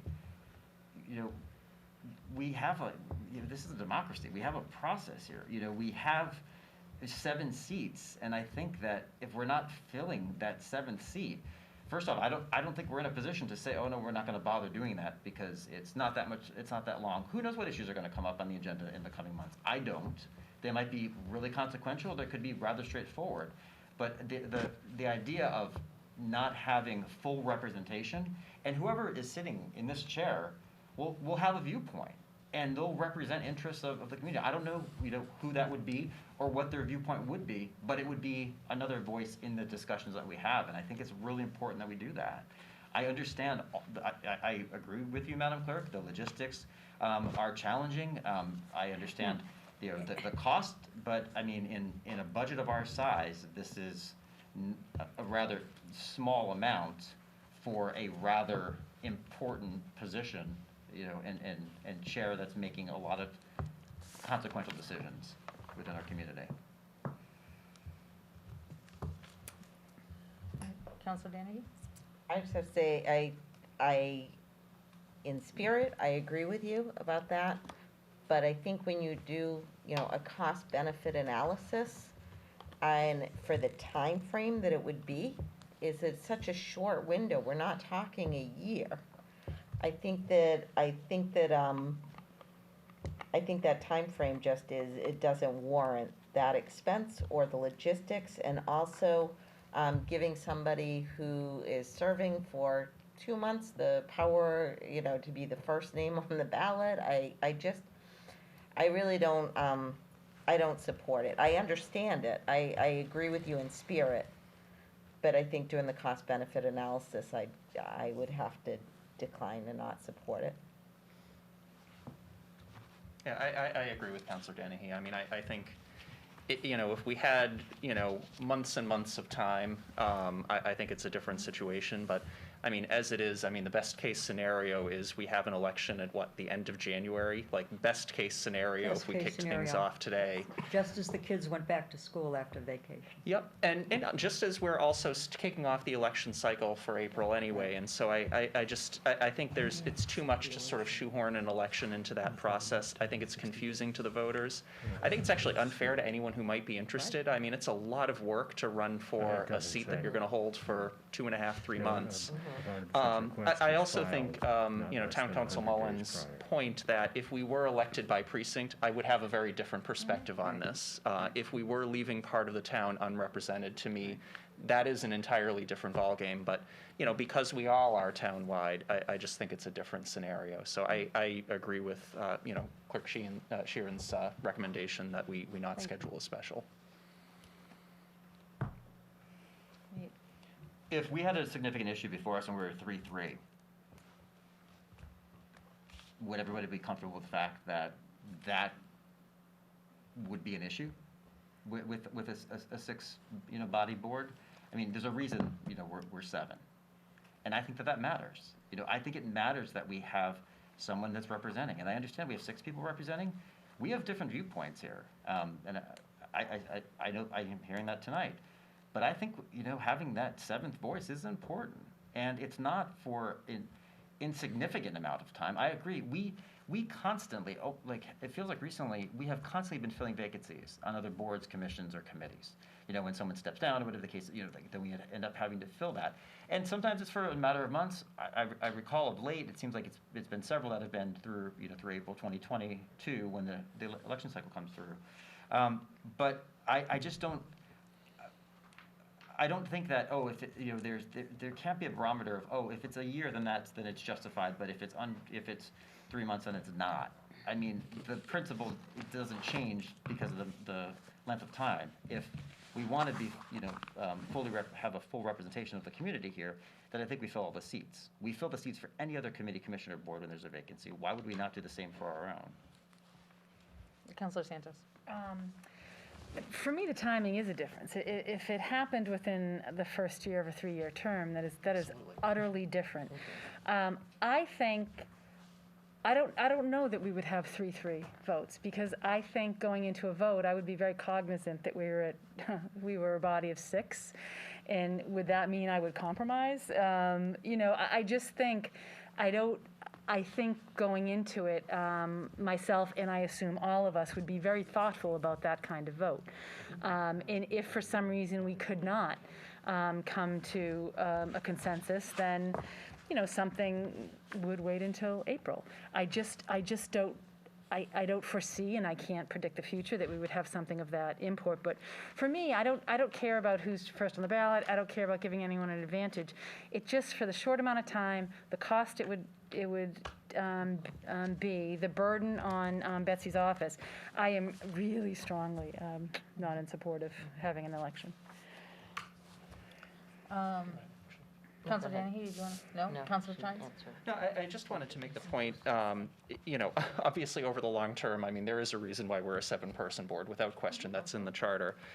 But, regardless of sort of the decision we make today, we will be a 6-person board until January at the least. And there is nothing that could prevent us from having a 3-3 vote during that time. It kind of is what it is, and I think to Councilor Santos's point, that means that we either have a discussion and see if we can come to a consensus, or there's an issue maybe that gets punted until April. Either way, we could have a vote today that we take that's 3-3, and the reality is we'd have to punt it regardless. In terms of the other appointments that we've made, I think the key difference is that under our charter, we have the ability to make appointments to those boards, which is not the case in this situation. The only option we have to fill that 7th seat is through an election. And again, different timing, precinct representation, I'd be in a different place, but it just feels to me like it's wasteful to do it for such a short period of time. I just want to add on something that Council Mullins said, is that we all represent the entire town. And so if anyone out there had relationships with Peter and emailed Peter, know that you can email any of us at all times. And, there was a lot of overlap in all that we worked with. I hope nobody's feeling like they don't have someone else to reach out to. You have 6 other voices. You can always reach out to Steve and his team. If you have any issues, I think for the past year, as Peter was sick, people did reach out, and so hopefully that continues. And I also just want to say that people do continue to reach out, and just to let everyone know, no one has reached out to me asking for a special election. So there's not this outcry of people feeling like they are not being represented or their voice isn't being heard. And I just want to share that in full transparency. If somebody had emailed me, I feel like I would share that. I don't know if other counselors, but I think to spend that amount of money, it just doesn't sound smart. And the confusion as someone who's pulled papers and gathered signatures to have an election in January and then in April, and those ballots being out at the same time, that confusion as someone who's trying, I've dedicated my professional career to making voting easier, that is not helping at all. So, two pleas there of let's try to keep it simple, and please reach out. That's one thing I love about our town. We are the only town in Massachusetts to have a 7-member board, and that means you have 7 people to reach out to, and when one unfortunately passed, you have six others, all equal representatives. I think that's the word. Yes. Equally representing you. Yes. I just want to say, I didn't mean to be rude. I really didn't. But I feel so passionate about this particular issue. So I don't want you to think I was being rude to any of you, by the way. My tone did change. I realize that. I think that this is really a really critical discussion to have. So I thank you for coming and sharing your ideas, and of course, to have a fulsome conversation here. Yes, Madam Chair, I would ask that we have a vote on this. that's fine. Because I So think make a motion. I think the community has a right to know, whether we're going forward with the special election, and if we're not, then the community has a right to also petition, and then, as a matter of right, advance that. Sure. So I'll entertain a motion. So I'm making a motion that we set a special election to fill the vacancy on the town council, and move to expedite that on the fastest track possible. Second. Okay, so we have a motion made to hold the special election by Councilor Dombrowski, seconded by Councilor Santos. Additional discussion? The only thing I would add is, I don't think you can put this price on democracy, and if we're talking about $16,000 in order to, have 3 months worth of, representation, there's value to that. I don't think if it's 6 months or 9 months, suddenly then that becomes, a better value proposition in all of this. Well, and I'll just say, I understand that it's a small amount, but I really lean towards the confusion and just the amount of work. And I think that this has been a a board that has always respected other opinions, and I hadn't thought about Ann Santos's position, that we will really all try to be especially thoughtful. And if there are issues we can't deal with, there will be issues we can't deal with at that moment.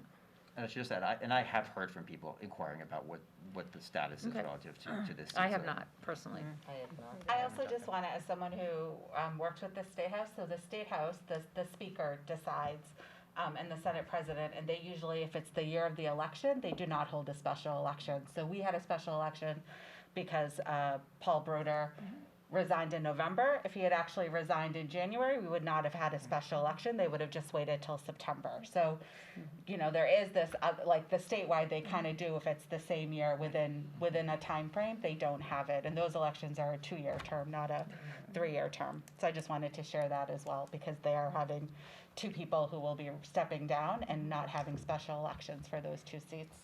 And I think to that point too, I mean, those are single representative districts. And so there you do have a situation where an area is unrepresented, which again, as we've talked about, that's not the case here. And we do have the precedent in Wakefield itself, Right, which I don't want to just gloss over. right. It worked before, and I think it can work And again. I also want to say, I don't care about the work. I understand. Honest to God, I don't. It's making sure that everything is as clear as possible. But it's not the work. That's the truth. I don't care. I'll work like a dog. No, we know you're a hard worker. But, so leave that part out. Okay. It has nothing to do with my working. I don't care about it. Yeah, and there's the disruption to the schools when schools have been disrupted. Okay, does anybody else have anything else to add? Okay, so we have a motion to hold the special election. All in favor? Aye. All opposed? Aye. So, the motion fails by a vote of, it's 5-1. Okay. Bets, thank you. Thank you, No, Betsy, no. for, Thank you. for coming. Thank you very much. Okay. We already did surplus equipment. Green communities update. I think Jennifer Calais is here.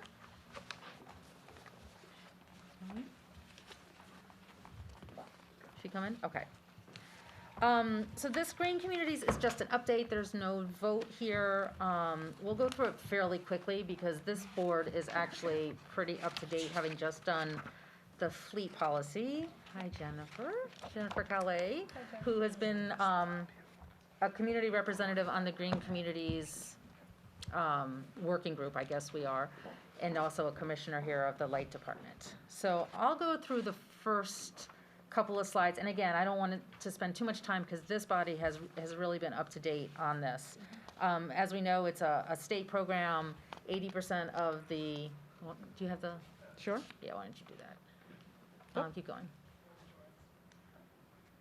We know it's a state program. Go to the next one, actually. 80% of communities are already in it, so this has really been something that Wakefield would be more on the catch-up. There are a number of, the next slide shows there's a number of eligibility requirements, most of which we have already ticked off in terms of zoning for renewable energy or renewable energy research, the stretch policy, the fleet policy, which we did at the last meeting.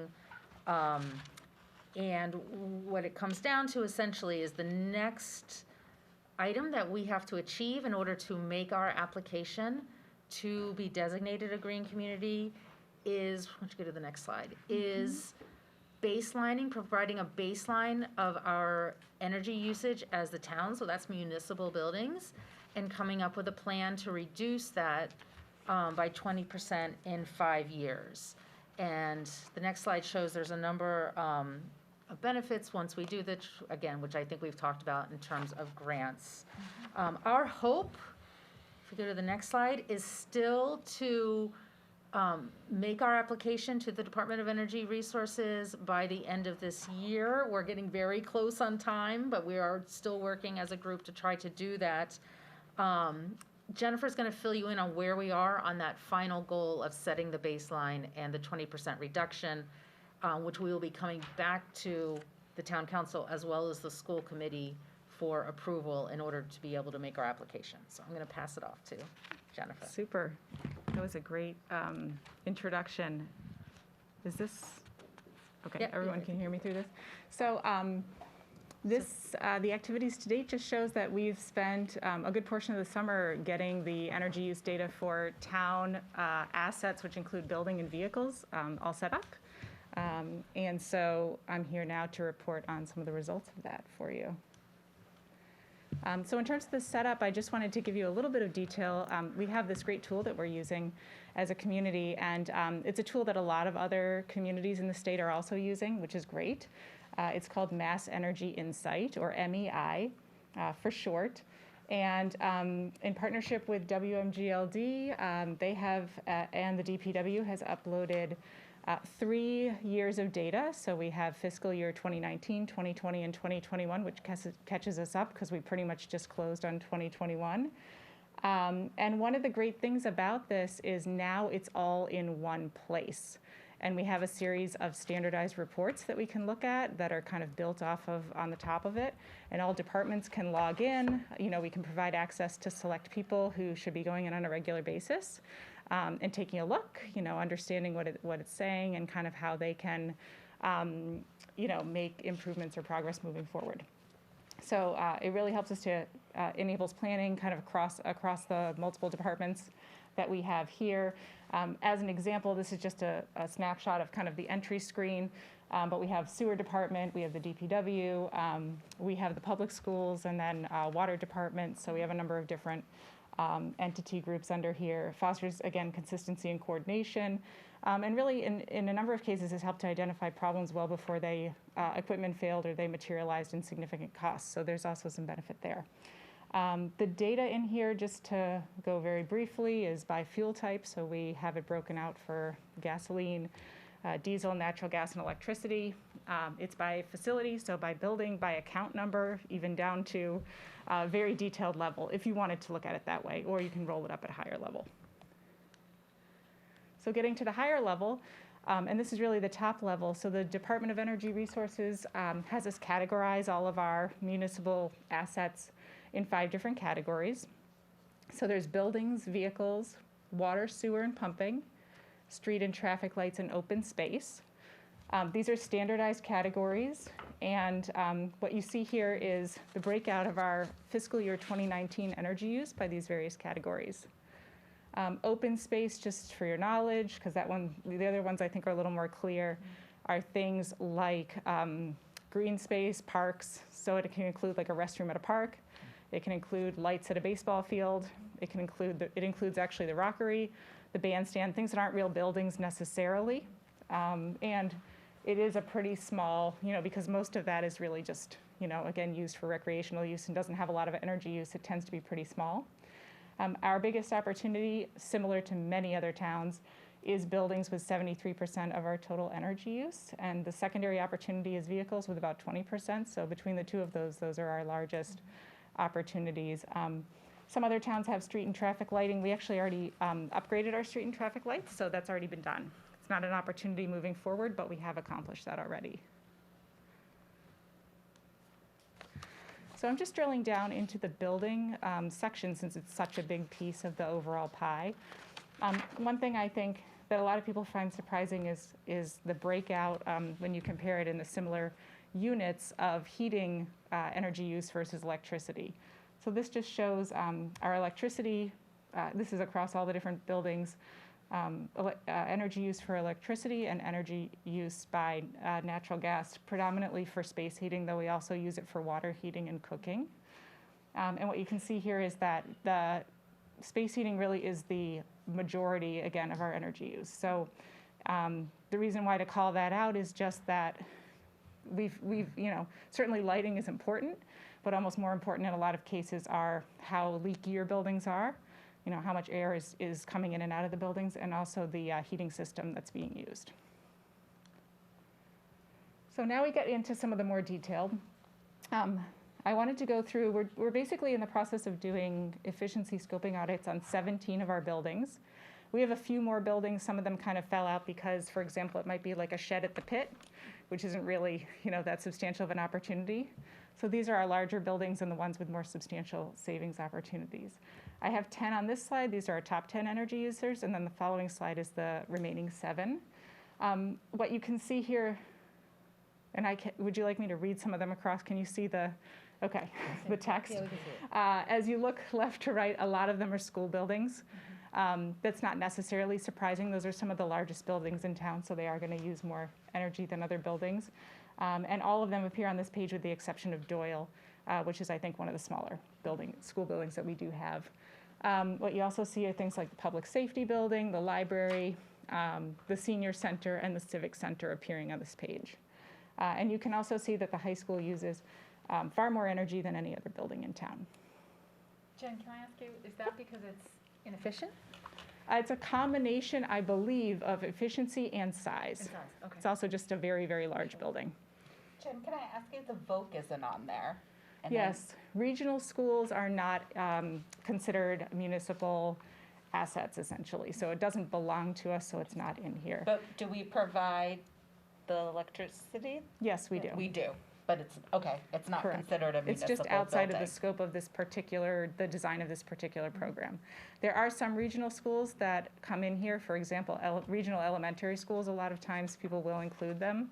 The VOC is just a different type of school, so it doesn't fall within the purview of this program. Thank you. So just to be complete, these are the buildings with lower energy use. I just left them on the same scale. So as you can see, they're much smaller. There's some smaller public works buildings, Doyle, the town hall. The Hurd School is still in this portfolio, Greenwood Fire Station, and then the Cultural Exchange, Albion Cultural Exchange. And these are generally our smaller buildings as compared to the ones on the previous page. So now we're going to look at efficiency because there are kind of two factors to this. One is just how much energy use is there at each site, but then the second factor is kind of how efficient it is. And the way we measure that is by looking at basically dividing the total energy use by the number of square feet. So we see for each square foot of building space how much energy is being used. And things look a little bit different when we look at it this way. And we start to see some of our mid and smaller buildings rise to the top, where you see the library using the most energy per square foot of any of our buildings, and some of the ones that you saw on the previous page falling down further on in the list. So, in this case, we see the library, the civic center, and the public safety building rising to the top. One thing to note about the public safety building, and this is why we kind of have to look at it in more detail, is it really matters what kind of equipment is in the building and how much it's being used. So for a building that's on 24/7, has a ton of communications equipment and other kinds of equipment running, you're likely to see a different type of energy use out of that kind of a building than a building that shuts down at 5 or 6 o'clock at night and is relatively dormant. Through you, Madam Chair. Just a question. Do we have a sense as to sort of why BB kind of rises to the top so dramatically? Is it just sort of inefficiency in terms of insulation or any kind of working theories on I wish that? I had the answers just yet, but I don't, which is why these scoping audits are going to be very helpful. So hopefully we will learn more about that and what kind of opportunities there might be to address that. But it was definitely, it was a surprise to me to see it as well. It's interesting to see just how far off it is from everything else. And I think that's the interesting part about doing this exercise is you'll learn a few things that you didn't know before you started the process. So it's good information for us to have, even if it can be explained. They have long hours as well, comparatively. Yep, Councilor Danahy. I'm just surprised the Wakefield High didn't come up on this chart because it's almost twice the energy use of Galvin, and it can't be that much bigger than the Galvin. It is bigger, and I can go back and get you the numbers. It is definitely less efficient than the Galvin. Yeah. And I can add that information or send it to you that's after the okay. fact. I was just surprised. I think the square footage is almost twice as much as Is the it Galvin. really? Yeah, Yes, it is a lot bigger. Yeah, it's so inefficient at high school, but I mean the pathway. And it's not to say there aren't opportunities at the high school. The things to consider there is that, if you're going to rebuild the building, it might not be a good time to make improvements. The other thing is, we did a similar exercise where we did some audits of the buildings. I think it was in 2011, subject to check. And I think one of the buildings that was addressed at that time was the high school in terms of lighting and some other things. So some work has been done there to address some of the efficiency issues already. What was that thing? And the last thing just to tack on is that, because Councilor Smith-Galvin did mention renewable energy, so we are tracking renewable energy on municipal buildings through this program. And we did install solar on our first municipal building in May 2020. So this is our water department garage on Broadway Street. It's a really nice picture of it, actually. I'm not sure how that person floated in the air to get such a picture. So one of the great things that we've also been doing is, in addition to looking at efficiency opportunities kind of across the whole portfolio of buildings, which is a really nice way of doing it, is also looking at renewable energy opportunities across all of our buildings. So we used a tool called Google Project Sunroof to take a look at our opportunities in different buildings. And this building rose to the top for a number of reasons. One is that it had a relatively new roof. The orientation of the building was very nice in terms of having solar on both sides of the building throughout much of the day. You can see that it is a relatively low-angled roof, so the flatter the roof is, the better the opportunity is. And if you compare it just to the building off to the right, which is much more steeply pitched, you can really see the difference there between what you might get from one building and the other. And then the absence of tree cover or any shading from trees nearby. So this building lit up, essentially in gold on this tool when we looked at it. And because it was such a great opportunity, it now has solar. So for next steps, as Julie mentioned, we have a number of things that need to take place and quickly. So we are in the process of doing these scoping audits and looking forward to getting all that information out of them. We're going to be identifying opportunities to achieve the 20% energy reduction goal. And we're looking to review those opportunities both with this body and then also with the school committee as soon as possible. And then organizing that information and applying to the program so we can get grant funding as soon as possible and begin to make some of these improvements. Thank you. I just want to add that we've had great support from the Department of Energy Resources as well as MAPC. And not to mention all the input from DPW and MLD and a big committee actually working on this, Steve included. Any Yes. questions for Jennifer? Or, again, this is informational. We'll be coming back with, which will require a vote of the 20% reduction plan. I just had a question relative to the garage on Broadway. Yep. Do we have a sense of, so it's been just over a year now, right, since install. Do we have a sense of the amount of energy production? We do have some information. I don't have those numbers with me tonight, but I can get them for you. I have. Oh, good. And I was hoping Joe or yourself would Joe's bring them. watching, so Joe Conway texted me. I'm giving credit where it's due. Good stuff. He said, year-to-date, 24.03 megawatt hours have been produced there. I don't know if that's a lot or not, but. So we'll want to turn that into some cost figures, yes. Right. And last year, half a year in service, about 12 megawatt hours, so it seems to be consistent. So we do, like in layman's terms, do we know Yeah. what that means? You're right, so what we want to convert that into is kind of a percentage of, either the building energy use or the use at the site, and then also cost figures. So we can get that for you. I just think about, that Yeah. would be Yeah. helpful Part of to the share, scoping, I because it's a believe, great I think we'll get that. case in Yeah. point. I think it'd be Yeah. interesting to Yeah. Yeah. public. And I do know Absolutely. Joe has been monitoring that Yeah. information, so. Thank you. All right. Any other questions or comments? We will be back here then, hopefully early December. We're really scrambling to try to make the year-end deadline, because if we don't, it delays us pretty substantially. It is a rolling deadline at this point, but you have to have everything in by December 31st. Ann?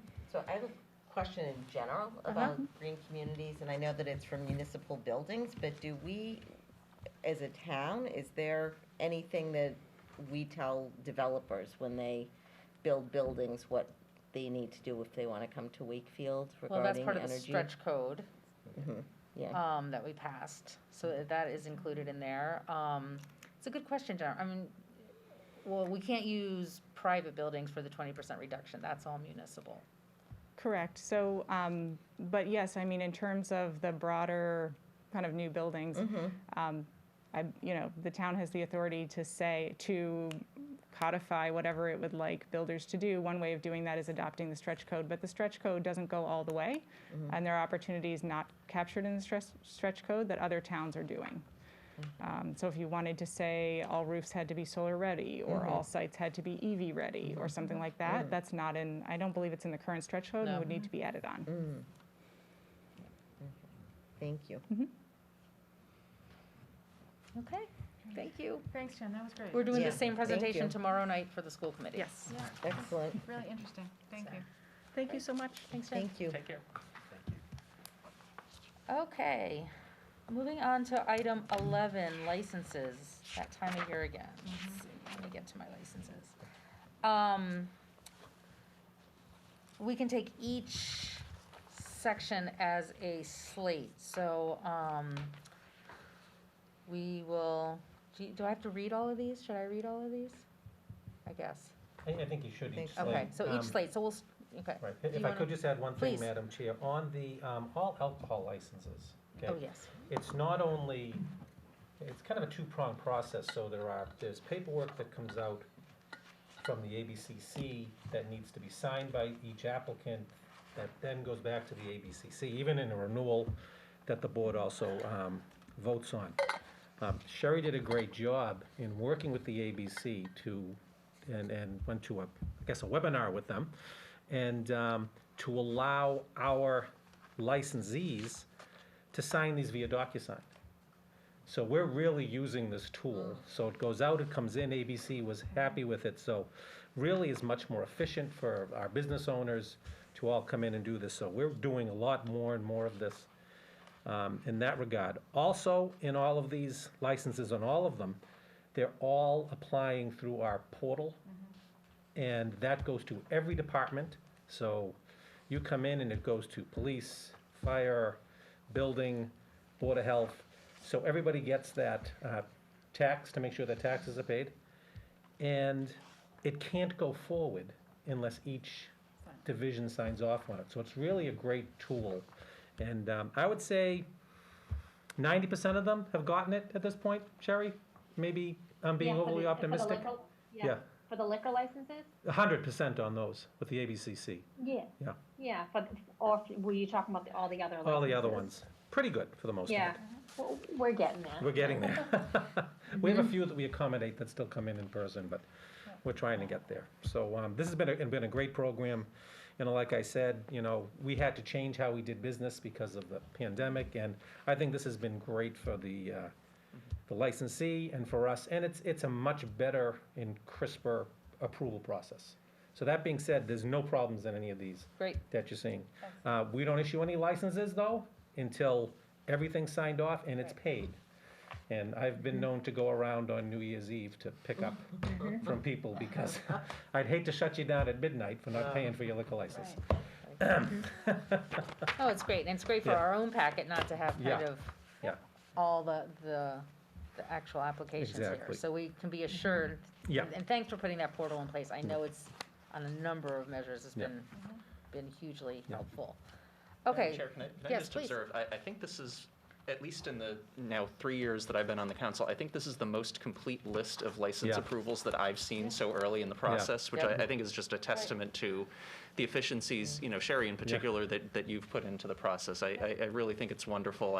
It seems like it's made the process much easier for the applicants, which is great, and hopefully has cut down on some of the administrative work on our end, too. Well, I said to her, it's July 5th. Why are you sending these things out already? But no, it was basically right in the fall that she started getting them out. So it really worked out well. So, All right, thank you.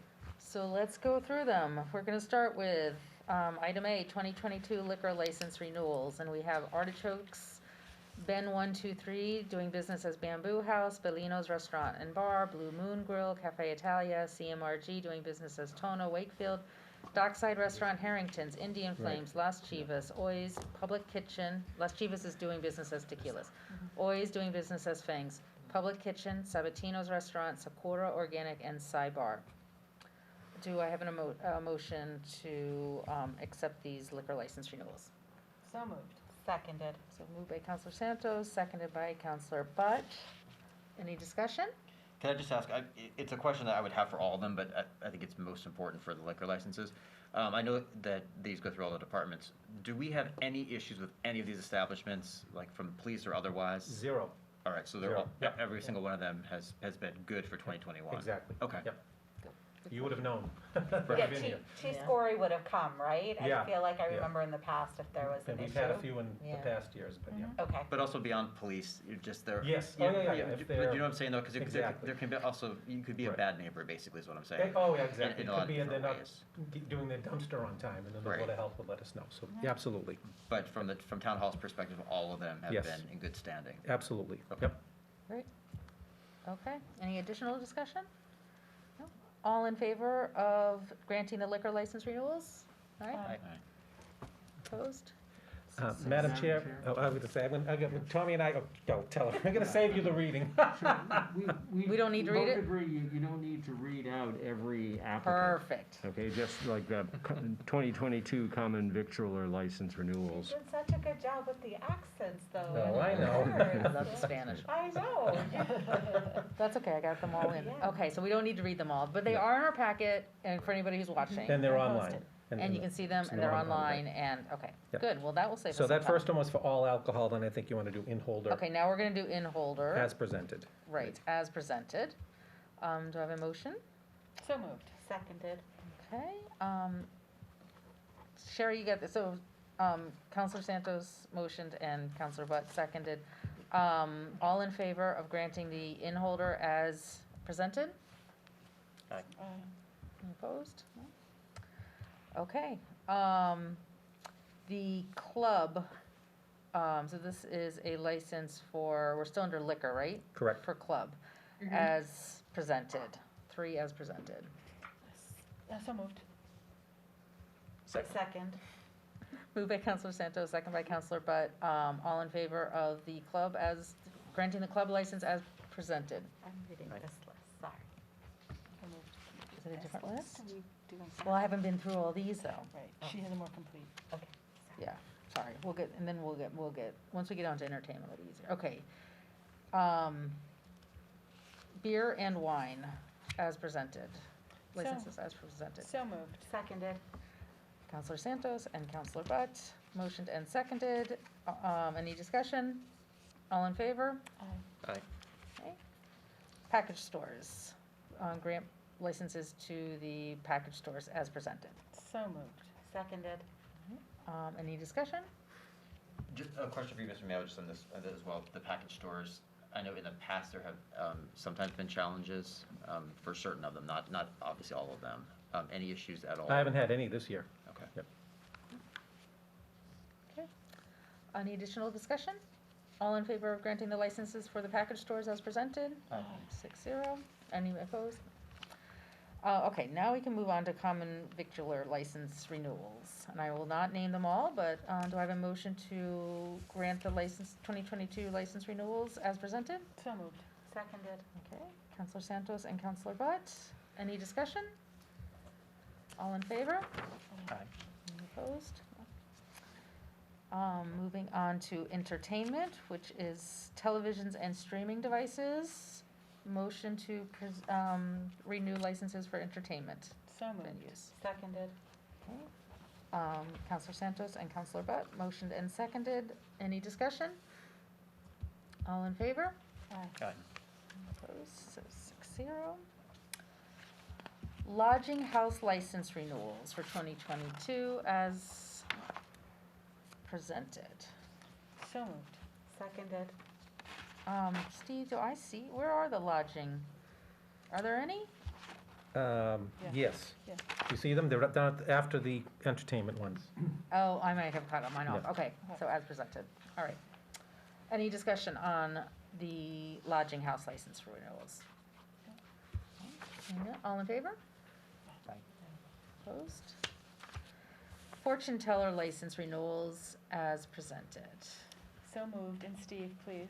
Please, they ought to know, right? I mean, they ought to know what the vote's gonna be. It's Ann's first year of. Should be no surprise. right, any discussion on granting the 2022 license renewal to the fortune teller as listed? No? All in favor? Anybody opposed? Class 1 license renewals as presented. Did we miss automated device Yeah. licenses? Did Yeah. we miss? Oh, we Yeah, did miss did. automated device, sorry, I put my foot at the wrong place. Okay, so 2022 automated device license renewal. So moved. Seconded. Moved by Counselor Santos, seconded by Counselor Butt.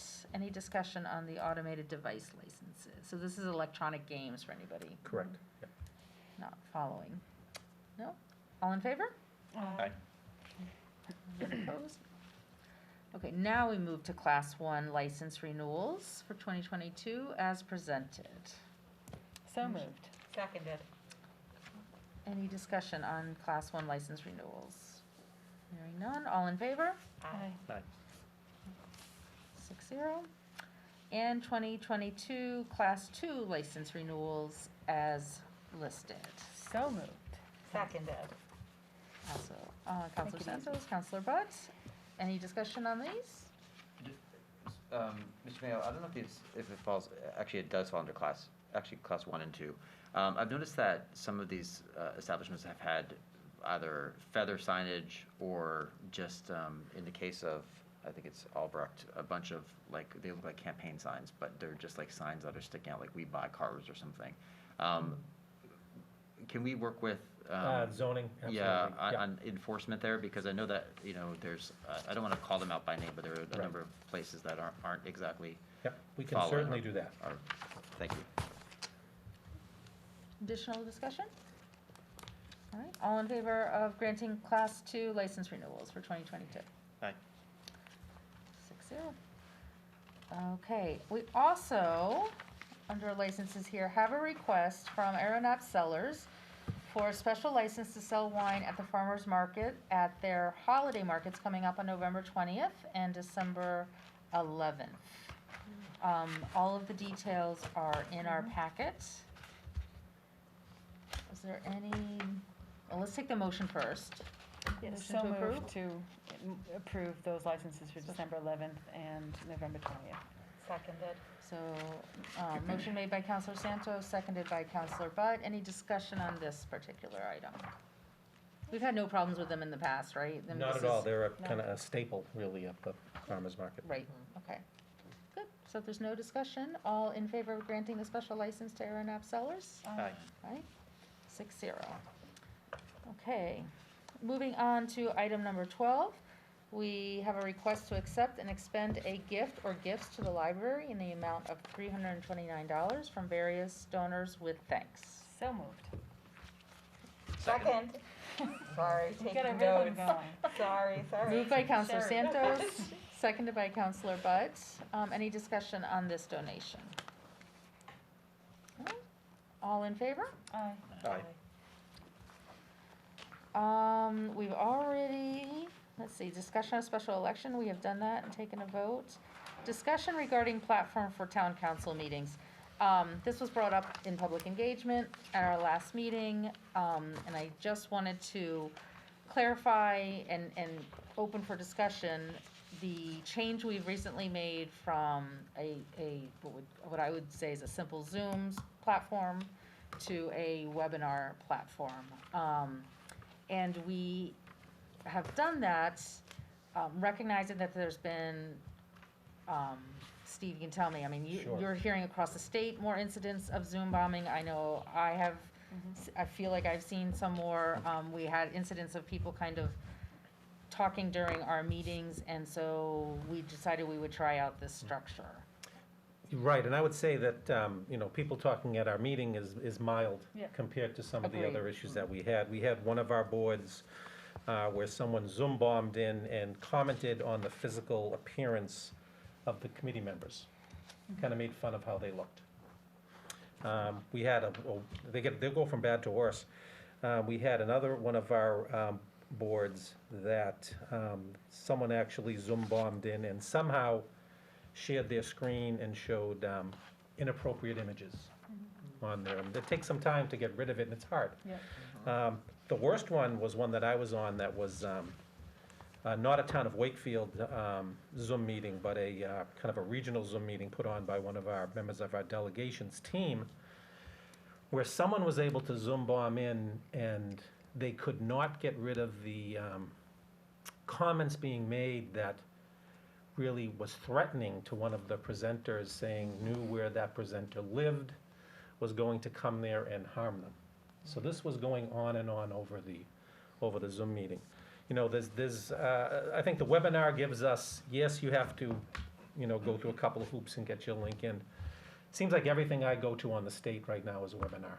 And I mean, it's kind of great, you get your email back and you get your code to click on, and then you're in. It's just, in my mind, it's safer. It's more manageable for this board and for the people that are running it.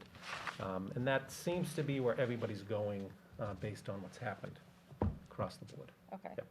Ryan Boyd from WCAT is here too, if you want to come, in case there's any questions for you, as WCAT, I know, manages a lot of these.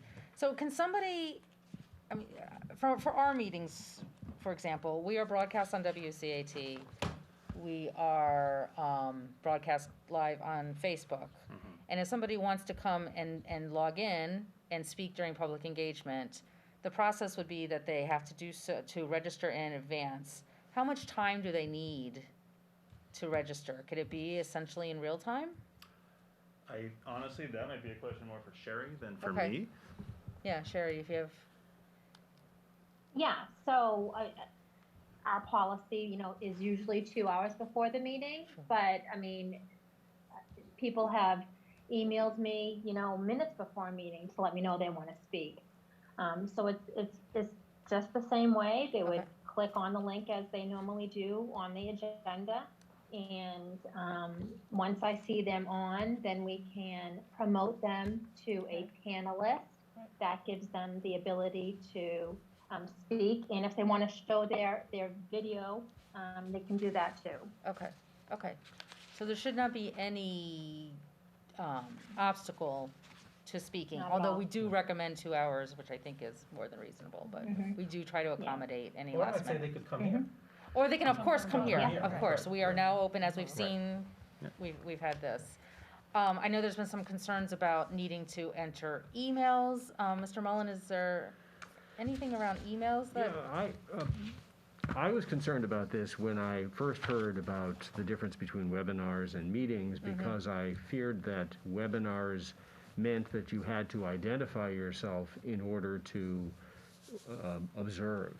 And that, I think, would be inconsistent with the open meeting law, because any member of the public should have the right to come in, listen, watch, record if they wish, without identifying themselves. However, that's not really a problem here, because while you are prompted to give a name and email address, there's no requirement that you actually identify yourself. So you could call yourself Mr. X at anonymous.com. And in fact, we could specify that in the meeting notice, that people who want to remain anonymous are welcome to do that. As for having some kind of privacy right with respect to your own email address, even if they had to give their own email addresses, I don't see that as a public records problem. We are only bound to keep email addresses secret if they belong to town or state employees, and the email address is identified as belonging to such a person in the particular public record that we are asked for. Okay? And we don't disclose any such public records. Any questions on this? Not a question, but a comment. Having gone from Zoom to webinars for significant meetings at the university level, it gives you more control over the meeting to let in whoever wants to be let in, but also to keep out folks that can be disruptive. I think, is it fun to see everyone's face on there and to identify it if you're watching? I think people enjoy that, but I don't know that that's a requirement. So I think for purposes of security, I like the idea of the webinar. Councilor Chines? I just wanted to make a comment. I actually was the liaison to one of the committees that Mr. Mayo referenced at the beginning that was Zoom bombed. And I'll tell you, it was, both unpleasant for everyone on, but also incredibly demeaning and disrespectful for the individuals that were targeted. And, it's really not something that I think reflects sort of who we want to be as a town and the values that we want to project. I think the other thing is it does then raise kind of an interesting question for us. If we were in a meeting like that where we were Zoom bombed, what do we do? If you can't get someone off of the screen, do we have to adjourn the meeting? What kind of impact does that have on our ability to conduct business? I think there are some, really legitimate, sort of public interest reasons why we should try to think about a platform that, lessens the likelihood that we'd have, kind of an unwanted and unnecessary intrusion into the way that we work together. Yep. Councilor Dombrowski? I guess maybe this is best maybe for Ryan to answer. I'm just trying to understand the difference, I'll call it basic Zoom and webinar. And to my understanding, even with basic Zoom, the host can control things, right? I mean, so where, can't you customize or arrange it in such a way so that you're heading off the issues that we're talking about here? Sure, yeah, I think I understand the question. I like to think of, I guess, a regular Zoom meeting as more of what we all probably did around the holidays last year when we couldn't be with our family and everyone wanted to communicate with each other and have a great old time. It's a really good tool to communicate with others on a wide scope. The difference is, with the webinar, it's more of the people that are there to see a presentation of some kind. It's not necessarily to be a participant actively speaking back and forth, but you're here to watch something. And there are differences in the security of the two different types. In the normal Zoom, if I want to unmute myself, I can do it because I have something important I'd like to say. If I want to, share a screen, no, I can't necessarily do that unless the host allows me to. But I can unmute all day long and play anything I want and say anything I want. And as a host, I can sit there and say, okay, you're muted. But then that person can go, okay, well, I'm going to go ahead and unmute myself again. It's a very limited, Zoom offers, it's a limited amount of things you can do that restrict what folks can do on a regular Zoom meeting. And I think Zoom has gone through a lot of changes in the last year because everyone has started to use it. And I think a lot of these holes have been discovered of how people can get past, the slight security things they have in place and that sort of thing. So I think the webinar format has allowed folks to better operate in a way that allows, presenters to present what they're going to do and say, and the folks that are going to be in the audience to be audience members, not active participants in the meeting. The webinar format allows us to not necessarily have to worry about that as much. The open Zoom meeting, we have 3 of us in the control room now operating this meeting. Weird sound. We always would have somebody on Zoom just in case, and a few times, someone would speak out of turn, or one time we had just a weird audio feedback loop because somebody was watching on Zoom and on Facebook, and it just kept going back and forth, and you had to try to figure out, okay, everybody please mute yourselves.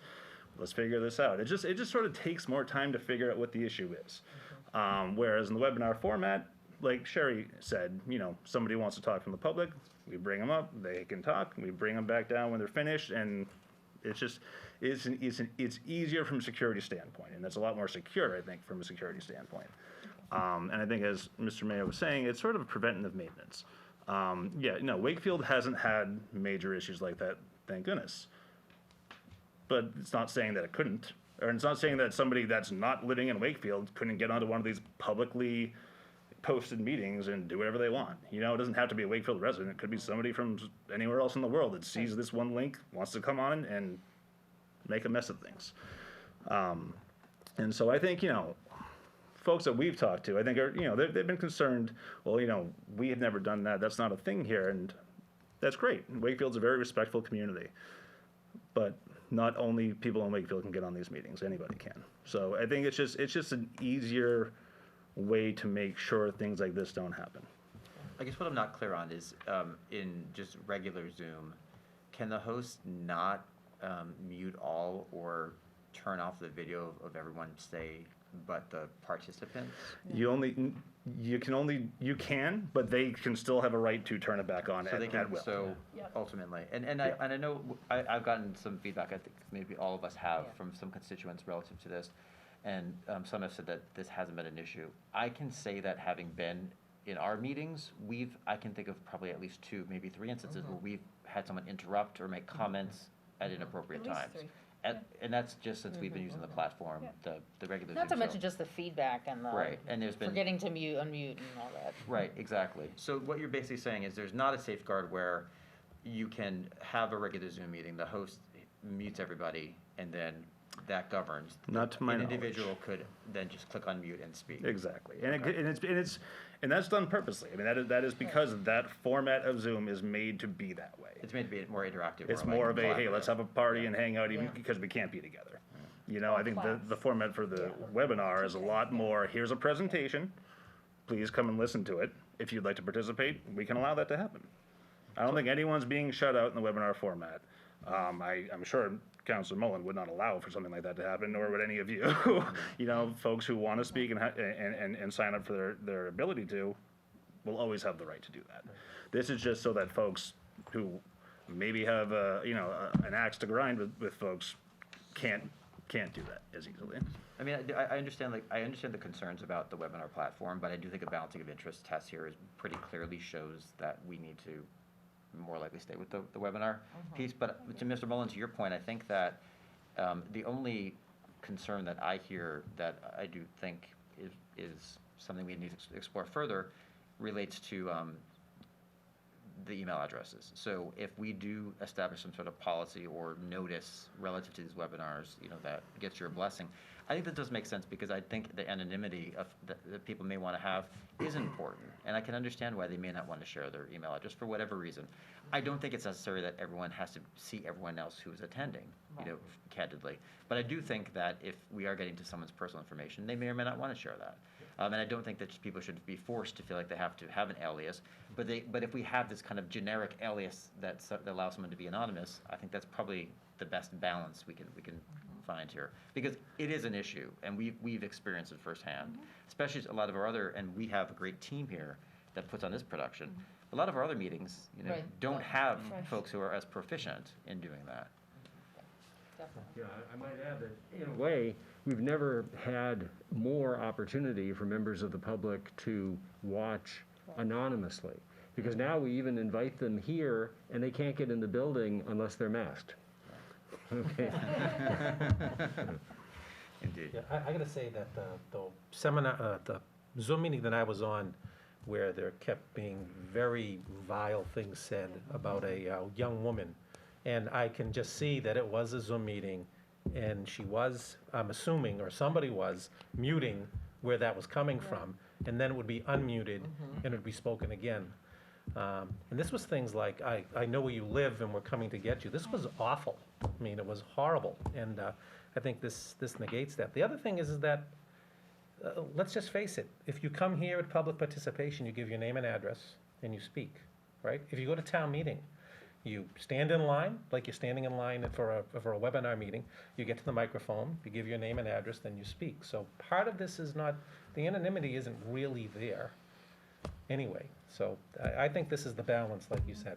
It's not perfect, and it'd be perfect, a perfect world, we wouldn't have to worry about really what people said, vile and mean things to people, but unfortunately, that's not the world we live in. Councilor Danny. Yeah, I just want to say is that, when the pandemic all happened and everybody was on Zoom for every purpose, like Ryan said, it was participatory, but they were doing it even if there were meetings, people were just on Zoom and it was all that disruption.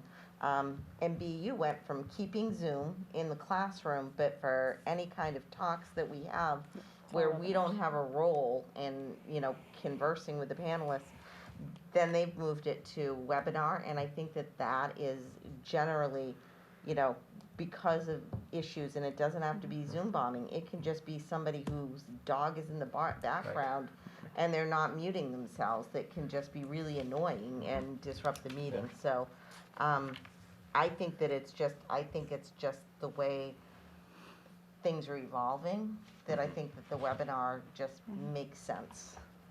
And I think that if we have that anonymous, just sign in as anonymous. Yeah, I like the kind of a convention for anonymity. If I can address for a moment too, just the emails, say, no, they say, no, I'm not gonna put in a fake one, I'm gonna put in my real email address, whatever it might be. It's important for folks to understand, no one else is getting that email address. The host of that meeting can access it. We for experimental purposes, because we fielded a couple phone calls about this too. And we said, okay, let's take a look at this, let's make sure we understand fully what's going on here. It took us probably 15 minutes to find where those email addresses were saved within that format. So we found them, they do exist, we can see them, but only us can, only the host can see it. And just from a WCAT standpoint, there is not a single reason I can think of why any of those would ever be shared with somebody. The only thing I could possibly think of is if there was a real emergent need for one of us to contact one of those people for some reason. But, you tell me what that scenario would be. I can't think of one. So, it's just for anyone who might watch this, please rest assured that, if we're hosting one of these meetings, we're never going to even bother looking for the emails that were signed up for it. We don't care. I don't care who signed up for it. I don't care what email or name you use. I'm trying to do my job. That's trying to get, your messages out to the residents of this town. So, I understand folks being concerned about that, but when it comes for us and the job that we do, there's never a purpose or a point that we would ever have to try to even look for those emails, never mind try to share them with anybody. So I think it's important for us for me to say that at least, so folks can hopefully, have confidence in that. Good. Can I just, I just want to make one comment as we're discussing kind of our town council meetings, and this is how, us going forward. I'm just asking Sherry, Ryan, and Steve to just think a little bit about, I did find it a little, let's say, discomfortable during the tri-board meeting of not being like a panelist and being like an audience member.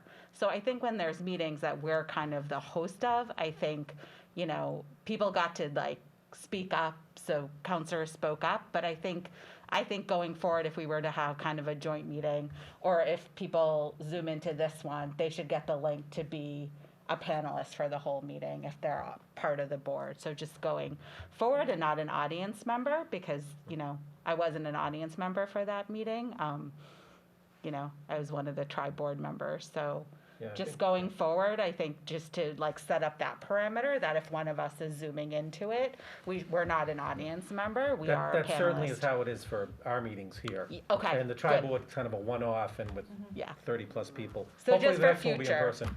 Yeah, no, just for future, I get what if you're it saying. happens. Because I know like now they're bi-weekly, but like the COVID calls, right? We are a panelist when we call in.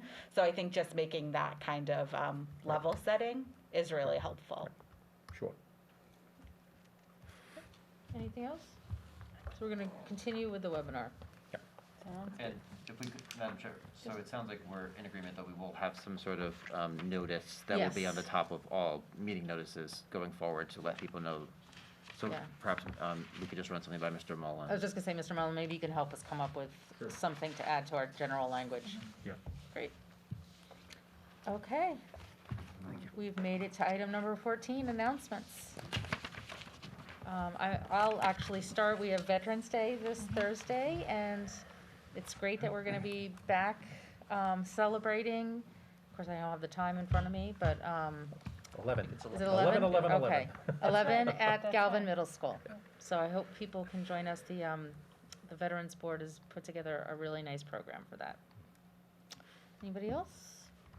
Councilor Gines? A couple of things. First of all, also on Veterans Day, the Youth Council and a number of other youth groups from the schools are hosting a community cleanup day later that afternoon. So after folks come to the Galvin for the Veterans Day ceremony, The Youth Council will be doing cleanups in 3 locations starting at 2 o'clock. The courts at the Galvin, which I think we all know have had a lot of issues lately with trash and vandalism. Veterans Field, and also the Lower and Upper Common. And I just have to say, you know, I was sitting in on the Youth Council meeting where they came up with this idea, and I just really am, you know, just proud of the enthusiasm that they had in tackling this. This actually came up because one of the Youth Council members, who's the liaison to the Rec Department, was talking specifically about some of the issues with the Galvin Court, and you know, the group just kind of sprang into action and, you know, started brainstorming ideas and ways in which they could pull this together. They've done it very quickly. They've gotten some sponsors as well. And as part of the day, we'll also be donating $5 for every pound of trash collected to the Vietnam-era veterans' Roll to Washington. So they also, I think, are really trying to tie this into the meaning of the day, which is wonderful. Also on the school side, just to let people know, there is a community info session on the Wakefield Memorial High School building project that's going to be this Wednesday, the 10th at 7 o'clock on Zoom. So what we've been doing right now is really 2 things, looking at an educational visioning process to try to define out sort of what we need from an educational perspective in a new building, and also looking at a current condition review. And so the info session will provide updates on both of those processes to the community. And then finally, just wanted to remind folks that any comments that people have on the Vision 2030 vision statement and draft report that was posted after our last meeting, we're soliciting comments for those until the 15th, which I believe is Sunday. So take a look and let us know what you think. I had the privilege, the honor of attending Lieutenant Rod Ford's funeral, our firefighter who died far too young. And I can't tell you how proud, as someone who grew up in Wakefield and seeing classmates march with such, really just so devastated, but such grace. And just being from Wakefield, how proud they all made us. And I was very lucky to, I sat in the back seat and I sat next to Mr. Lilly. Now, what did he retire rank? Do you remember? So, Mr. Jim Lilly, who's Lieutenant, I think lieutenant as well.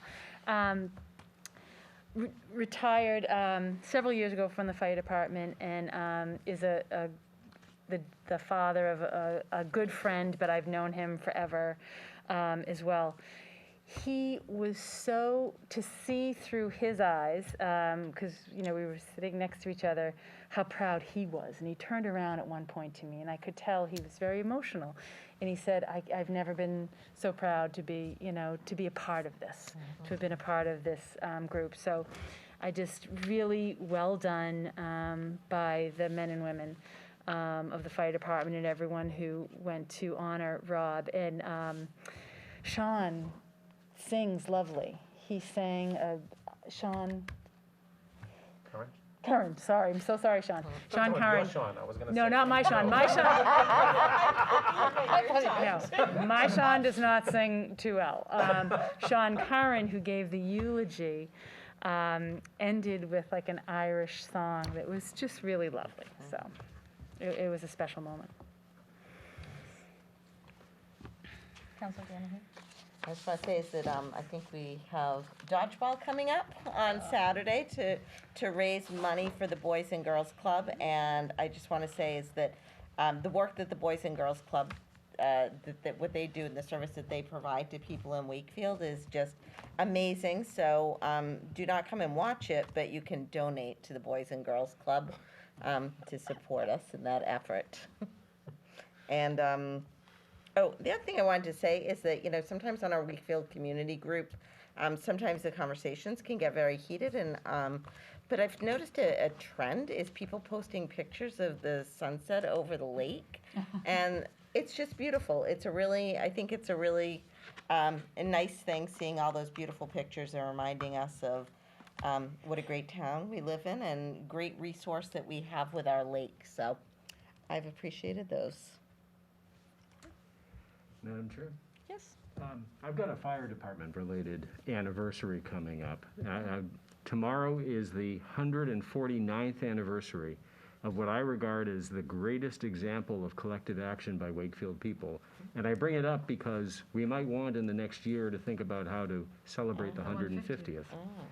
149 years ago tomorrow, Wakefield people in the evening looked out their southern windows and saw a rosy red glow in the sky.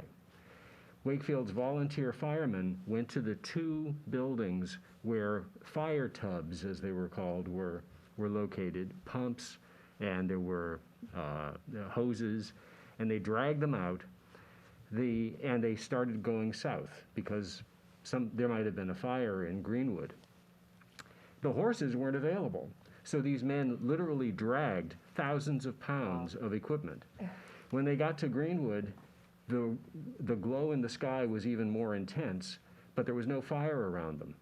So they went further south. At some point, it dawned on them that the unthinkable had happened, and Boston was on fire.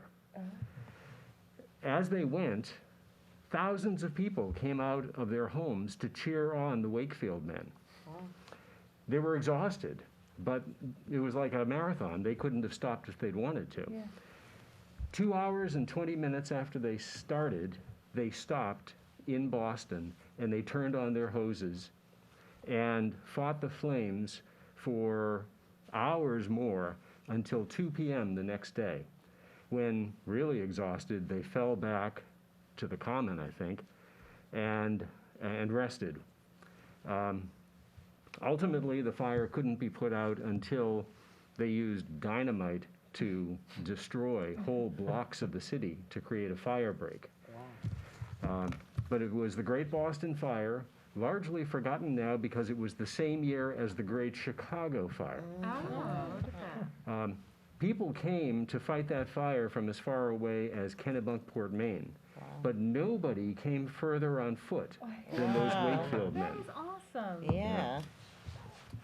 How did you get that nugget, Tom? I'm very impressed. You remember the Wakefield 350 book? Yeah. They have a description of it in there. Wow. Yeah. That's great. Interesting. Thank you. Council Butch. I just a couple of updates, and one, I just want to thank Steve, you and your team WCAT for the town meeting, and we really, we all strive to just keep on improving on things, and examples of that, I just want to read. I got an email from a resident who thanked us for the closed captioning, which we did this year. And she said, "This doesn't just celebrate diversity and enhance inclusion for all, but gives a true sense of belonging." And I just want to share that she felt so heard by having the closed captioning, which was, a small change that took us a little bit to get there, but thanks to, Councillor Chines and Councillor Smith-Galvin and working with Steve, you and your team, I just want to Let 'em know. thank people Worked for out that. very well, I think. Yeah, It so did. It was very I just helpful. thought, we keep on improving on things, and that's what we all try to do every day. And another example of that, we just talked about the portal earlier. When I joined the council 5 years ago, I remember hearing from a business owner about how easy the process was to get a license in Melrose compared to Wakefield. And knowing that we have this portal and it's done. It starts in July or whenever you started, Sherry. Just like, again, we've made, Steve, you and your team have made changes to improve, and I really appreciate that. Also, just want to say dodgeball, don't come and watch, but if you happen to be good at dodgeball, come and join our team. So we can use all the help. The elected and appointed from Wakefield at 10 o'clock on Saturday will be playing the elected and appointed from Melrose. Stoneham, just kidding, Stoneham. And Melrose we could take. So, Stoneham, it's been a couple of years since we've won that trophy. So if you are good at dodgeball, please let us know. Reach out to any one of us. And then just the last announcement, we approved the winter farmers market, and I just wanted to remind everyone, the farmers market is hosted by a nonprofit, and it was just such a great aspect of our town during pandemic. They were unfortunately not able to have their last one of the regular season because of superstorms. So I'm hopeful that on November 20th and December 11th, people will go 10 to 1. You can buy, we just approved the alcohol that is a staple there, but a lot of other good things. And just personally want to thank Anne Marie Galvin for all that she did and all that she continues to do. It's just, it's literally one of the best known farmers markets in the entire state now. And we get so much recognition for it. And it's just, it's all volunteers, setting up those tents, setting up those tables. I've learned how to put up a tent because I volunteer. And so just thank you for that. So that's it. Good. Anybody else? Steve? Did you want to talk about Saturday? I was Ed? gonna Go ahead. No, I had something else anyway. Yeah. Just wanted to remind everyone that this Saturday is the dedication of the Peter J. May Memorial Dog Park. It will be at 2 p.m. and the rain date is Sunday, so that will be a really nice event. And I just wanted to also just echo everyone's sentiments. Thank you to all of our veterans out there. While Thursday is a day to recognize your service to our country, it's just one day of many that we are forever grateful for that service and sacrifice. Yes, I had two things. I want to congratulate Councilor Dombrowski for completing the New York Marathon this weekend. He looks all right. And our chair, Julie Smith Galvin, for running a half marathon this weekend. Nothing compared to the marathon. So, great job by both of you. Wanted to bring up one thing for the community is that, we hear a lot nationally about the big increase in fuel prices, whether it's natural gas or oil, and we talked about that a little bit tonight. There are some assistance available. So please, we'll be putting out some information on that, but the Attorney General did put out a whole series of areas where you can go if you do need help. We'll be sharing that locally, or please come through our office at Town Hall. We'll be certainly try to help you and put you in any way that we can if you do need money for fuel. And I will also point out that for everybody, you cannot be shut off from electricity or gas starting November 15th. Okay, cannot be shut off for you. So you can keep warm during the winter. You're gonna have to make a plan, and we all get that, but that's part of that too. So there is a shut-off moratorium starting November 15th. So we'll be putting out some information on that on the website and have that available at the senior center and the library and what have you. And if any of the councils get any calls, please, transfer them over to us, because we do want to keep our people safe. And that's all I have.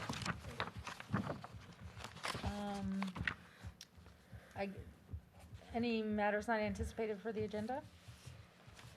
No. I'll just add before we adjourn that I would like to put liaison reports on an upcoming meeting. I was thinking next meeting, but it might be better to give us 4 weeks, so if there's any, meetings you want to attend in the next month. Yep. So let's put it on for the first week of December, and we can be flexible as well, but I think it's probably time. It's been 6 months since we assigned liaison, so we will put that on the early December meeting. Do I have a motion to adjourn? So moved. Seconded. Motion to adjourn made by Councilor Santos and seconded by Councilor Butt. Thank you very much. Next meeting will be Monday, November 22nd. All in favor? Aye. Aye. Great. Thank you, Wakefield. See you on November Thank you, 22nd. Wakefield.